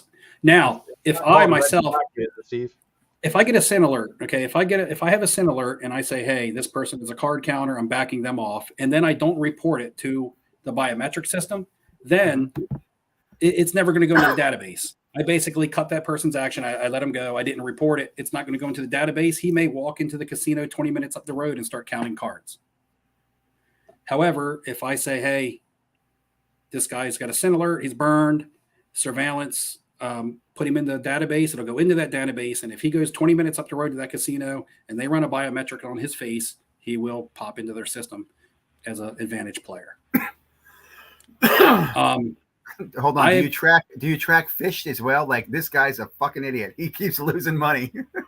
No, I mean, we track what we call problem childs through through different ways. Like if somebody's a regular 86 patron because they come in and they are disruptive at the tables or they personally attack dealers. Now, if someone is drunk and they're losing thousands of dollars and they say to a dealer, oh, you're an asshole because they lose in hand at blackjack, I'm gonna let that slide. If they start getting personal, racial, sexual, religion, anything personal to that individual, that's when I'm like, okay, this guy has got to go. 24-hour ban. We will decide if we want to let him back in after 24 hours.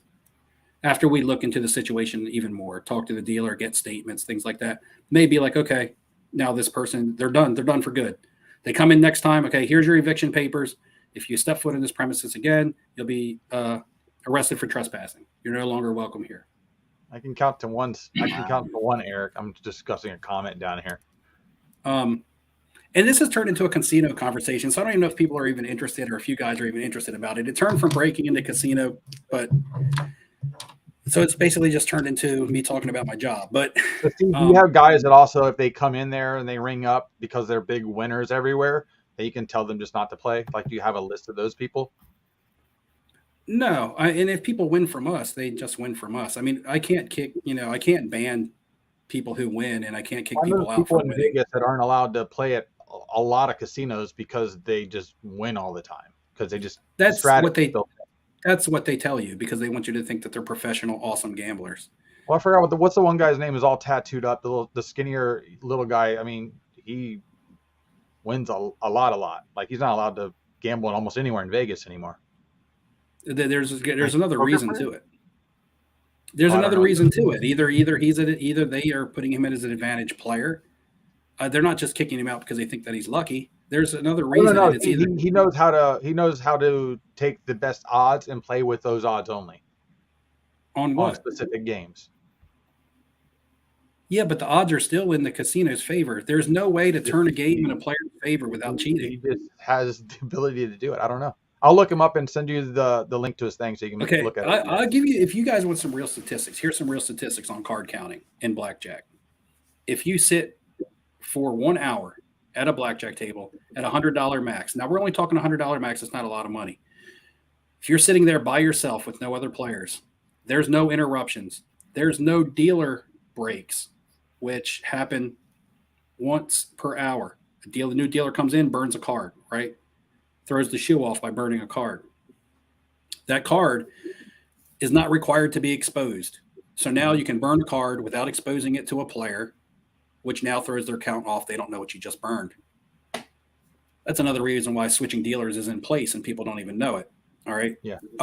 But if you sit for 1 hour at $100 and you fluctuate your bet up to $100 between 20 and 100, so you don't draw red flags on yourself, and you play the perfect count, you're absolutely flawless on your count. You win all the hands you should win. You catch all the big bets you should catch. You catch your aces when they should be coming out. You capitalize on your splits and your double downs, and you play absolutely flawless blackjack. You will average winning $20 to $30 an hour.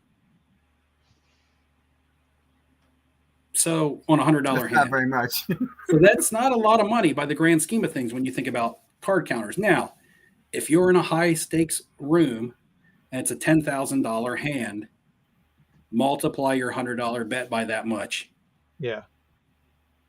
That's where you're going to see your big red flag players, because it doesn't make sense to sit and count cards for an hour, where if you're going to play one single side bet, you're going to tip the dealer once, you're going to tip the waitress for bringing you a drink or pay for a drink.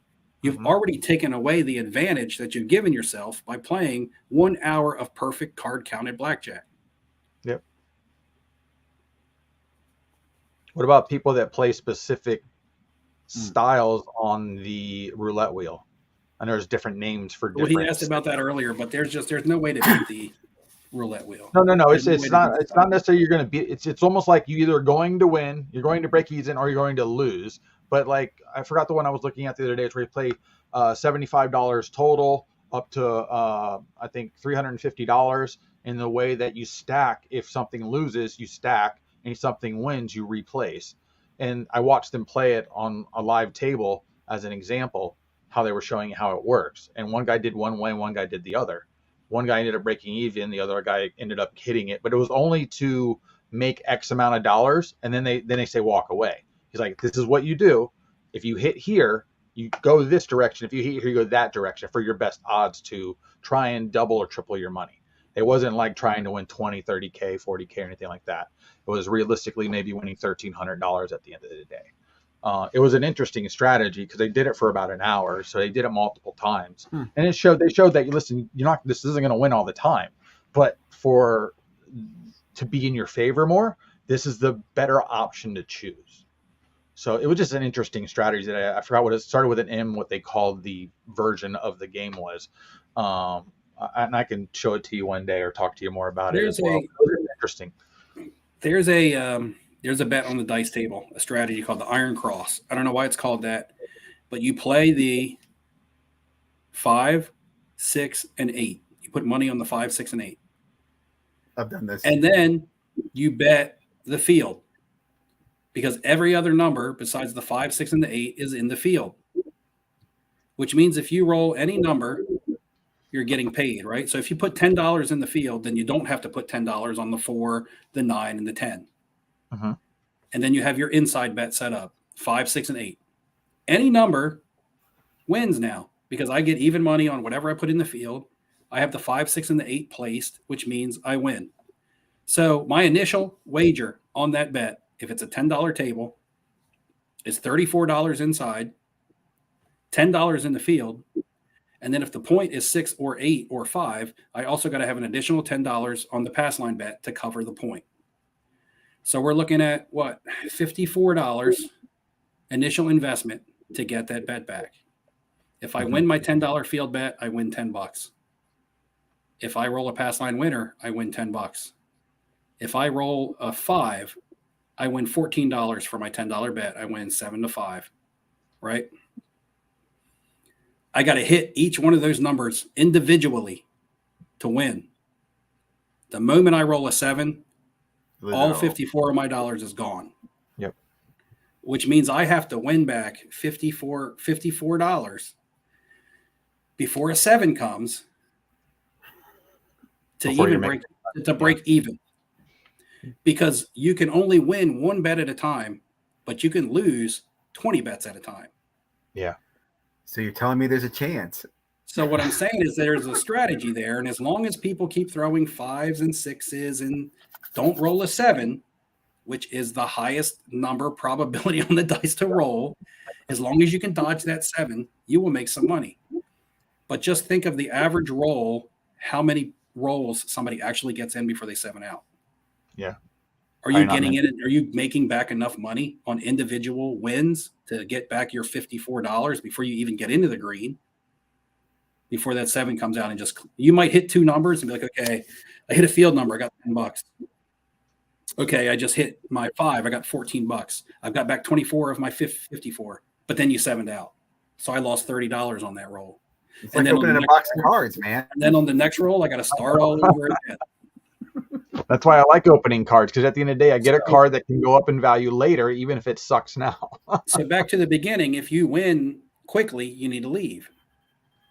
Yeah. Because if you get your money back and leave, then you're fine. The thing is say, for instance, you win $50 on your very first roll and you stay and put $54 more out there, and then it's one roll, no butter, which is what we call an instant 7 out. One roll, 7 out. One roll, no butter, right? So one roll, no butter. One roll, no butter. So the next shooter comes out. Do you say that out loud? I do all the time, especially when shooters think that they're good shooters, and they'll be standing at the dice table and going through their ritual of playing with the dice, and I'm the best shooter in the house, and then they'll come out, roll, okay, mark up the point, then everybody places their bets up, and then they instantly 7S straight out. I'd be like, God damn, one roll, no butter. And but yeah, so say for instance you win $50 on your first roll profit, and then somebody 7's out and you're up $50. Now you throw your $54 out for the next roll. Somebody goes one roll, no butter. You just lost all the money that you grinded up back in one roll. Now you're starting again. Now say you win $10, somebody goes out, you're down $44 now. So now if you're putting $54 back out on the table, you got to get back your 40 and recoup your 54. Now you got to recoup $94 before you're in the green. And if somebody one roll butters you again, you're done. I mean, you're in the hole that you'll probably never get out of unless you chase and increase your bets. And then when you start increasing your bets and chasing, you tend to lose more. So that's why I'm saying, like, if you win early, just take that money and go. And your thing about the roulette wheel that you're talking about strategies probably involves, okay, we hit our outside bets 2 or 3 spins in a row, we better go. Because if you don't go, casino will run it back down. You're playing 2 outside bets, like the second half and third half of the table, and then you're picking a color. And you're kind of based on what hits or doesn't hit is based on how you either stack by doubling, because you're trying to make that money back, or where you're putting other money on the table, but you're staying in the same section the whole time is the way it's working. It was just interesting. I mean, the way they were doing it, it was a smarter way to play. So how would you relate one roll, no butter to breaking cards? I'll tell you how. When you're buying the Prism, when you buy Prism and not getting any autographs. No, I'll tell you. Here's an example. When you buy a case of Panini Prism and you take all the teams with quarterbacks, you pay for Carolina, you take the Texans. This way, the only shit coming out of that case, if anything good, you're getting it. And the scraps go to someone else. That's the same type of strategy. You're paying a lot. Like a full case is... And you're hoping that at least one of those is coming out shiny. You've got, because again, statistically looking at cases, you get more base rookies out of retail than you do out of hobby in Prism football. And I agree with you. I've noticed that lately with hobby, and that's what we were talking about was something else earlier today. that it's been better, especially for the lower end rookie, to buy it at retail than to try and even chase it in hobby. You just get more for your Well, I'll money tell you, every single time. I'm gonna simply tell you the best fucking product out there is still this stuff right here, man. If you like this basketball, is like a hobby because I don't disagree, but it's like hobby in the fact it's got 101s, all the hobby hits in a retail package. But don't buy it. It sucks. Please don't touch it. It's not good. yeah, don't touch I it. love it. Don't touch it when it's on. Also when it's going on. back Don't to- touch it. Also, going back to casino regulation, because we got a little bit off topic, is like I said, I think people overestimate the amount of regulation in a casino. Yeah, and For once you said instance- that to me, Steve, that Right. clicked, because you think that the whole casino is regulated. You just assume that. As a casino, Yeah. most casinos play if you get a blackjack on a table in a casino, I don't know if you guys play blackjack anywhere or not, but what does it typically pay out? I don't know. I If you get a honestly black- go to the casino. I have a great 1.5. casino. I go there to look at Yeah. people. So Three One and to a half. two. You get one and a half your money. If you make a $10 Yep. $10 wager on a hand, you get a blackjack, an ace, and a face. You get paid $15, right? For $20, you get 30. For 100, you get 150. So you get paid 3 to 2. Now, you'll go to some casinos in Atlantic City. They'll pay you 6 to 5. For every $5, you win $6. Okay, now at any given time, okay, that's not regulated by lottery. Lottery is not telling my casino that we have to pay someone 3 to 2 when they get a blackjack. We have told the lottery that's what we're going to do. And at any given time, we can rewrite what is called a mix. That's our basically our rule book for casino. We can say, hey, you know what? We're losing a lot of money on this 3 to 2 bet. Let's go ahead and make our blackjacks pay out 6 to 5. Write that up, submit it to lottery, and next week our blackjacks pay 6 to 5. And that's how it'll work. Lottery can't say, no, you can't do that. We're regulating you. You have to. No. We tell lottery what we're going to do. They just sign off on it. And then Which is fine. they make sure we abide by our own rules. We make the rules. They just make sure we abide by our rules. Which is good because I'll tell you, You as a get what I'm degenerate saying? gambler, I know there's degenerate gamblers who would tell me that, right? They know what has the best odds. They'll tell you when people are paying out better. I just want the information to be available. But I agree with you. You're absolutely right. Like I know when I used to hang out in like New Orleans or Vegas, they would tell you this place is paying, better odds on craps. They're paying X to whatever. Because a lot of times it's promo. Like there's no regulation of what they pay out. It just attracts people that Right. We used to allow people to take 10 times their pass line bet on odds on a dice game, which means if you bet $10 pass line bet, you could bet $100 odds, regardless of the point. We've now regulated that or knocked that bet back down to 2, 3, 4, 3, 4, 5. I'm sorry, which is 3 times on the 4 and 10, 4 times on the 5 or 9, 5 times on the 6 and 8. And that's what we started at. Because that's what our casino started at. We started at that, and then we're like, hey, we got competition in the area. There's 3 other casinos opened around us. What can we do to increase our dice play? We're going to offer people 10 times their pass line odds. They'll come in just for our odds. We ran that for a long time. We had the best dice game in the state. Then one casino closed their dice game. Another casino took out their dice game for electronic dice games, which means the people can no longer even like shoot the dice and have a natural fun game. And so, you know what? We said, well, damn, our competition's gone. We're going to knock our odds maxes back down to 3, 4, 5. We don't have a reason to have them at 10x now. It's not in the casino's favor because the only bet in the casino that's not taken an edge on by the casino is pass line odds. So why do we want to give people the opportunity to take as much money back there as they can when it's not in our favor? So we lower it back down. Yeah. Which I'll tell you, as a guy who's played craps, when we saw high pass line odds, that's where you go to play craps. I mean, Johnny Cage wants me to I answer can a understand question. it. It's market. He wanted to know. Do casinos have access to people's bank accounts?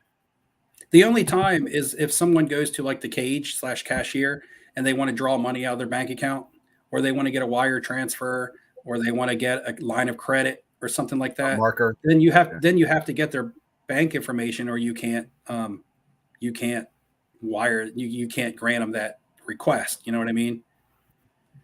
Now, there's other things But just when it comes to money wise, just to different confirm, information we I think need. But I think Steve, I think his question was, so when I walk in there, you guys can scan my face publicly because that's just the world, and you can run a background check based on what other casinos have reported about on my biometric, but you're not getting financial information about me from that face. no, if I was to go put Michael Ham's name into a biometric, unless he's been that's burned not somewhere in a casino, nothing's even going to come up. The name, it's just going to be a complete blank slate. Because I'm a ghost. Because all it's going to have in there is different casinos that they've been caught at and reasons why and the dates and things like that. It has nothing to do with somebody's financials. Now, if you walk up to a game and you don't have a players club, say with a casino, because that's how you get rated and earn your points and your comps. Yeah. You just get you just get rated. Your cash gets rated as a refused name, which is just somebody who doesn't want their name to be known, doesn't want to have a players club card, and there's no info at all on that. It's not like I'm like, hey, camera, get me his name because he doesn't want to get a player's card because nobody's in a database anywhere unless they've been caught as a cheater. You don't have like a whales list?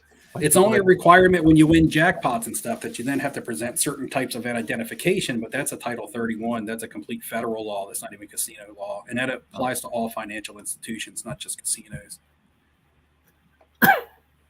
Would you be upset if people came in wearing masks or makeup or tried to obscure their faces? Oh, they're not Would that allowed. be kind of a red flag to you? They're not allowed. And during COVID, if someone wore if someone was, Mask. wearing their masks, they weren't allowed to wear a hood or a hat with it. Oh.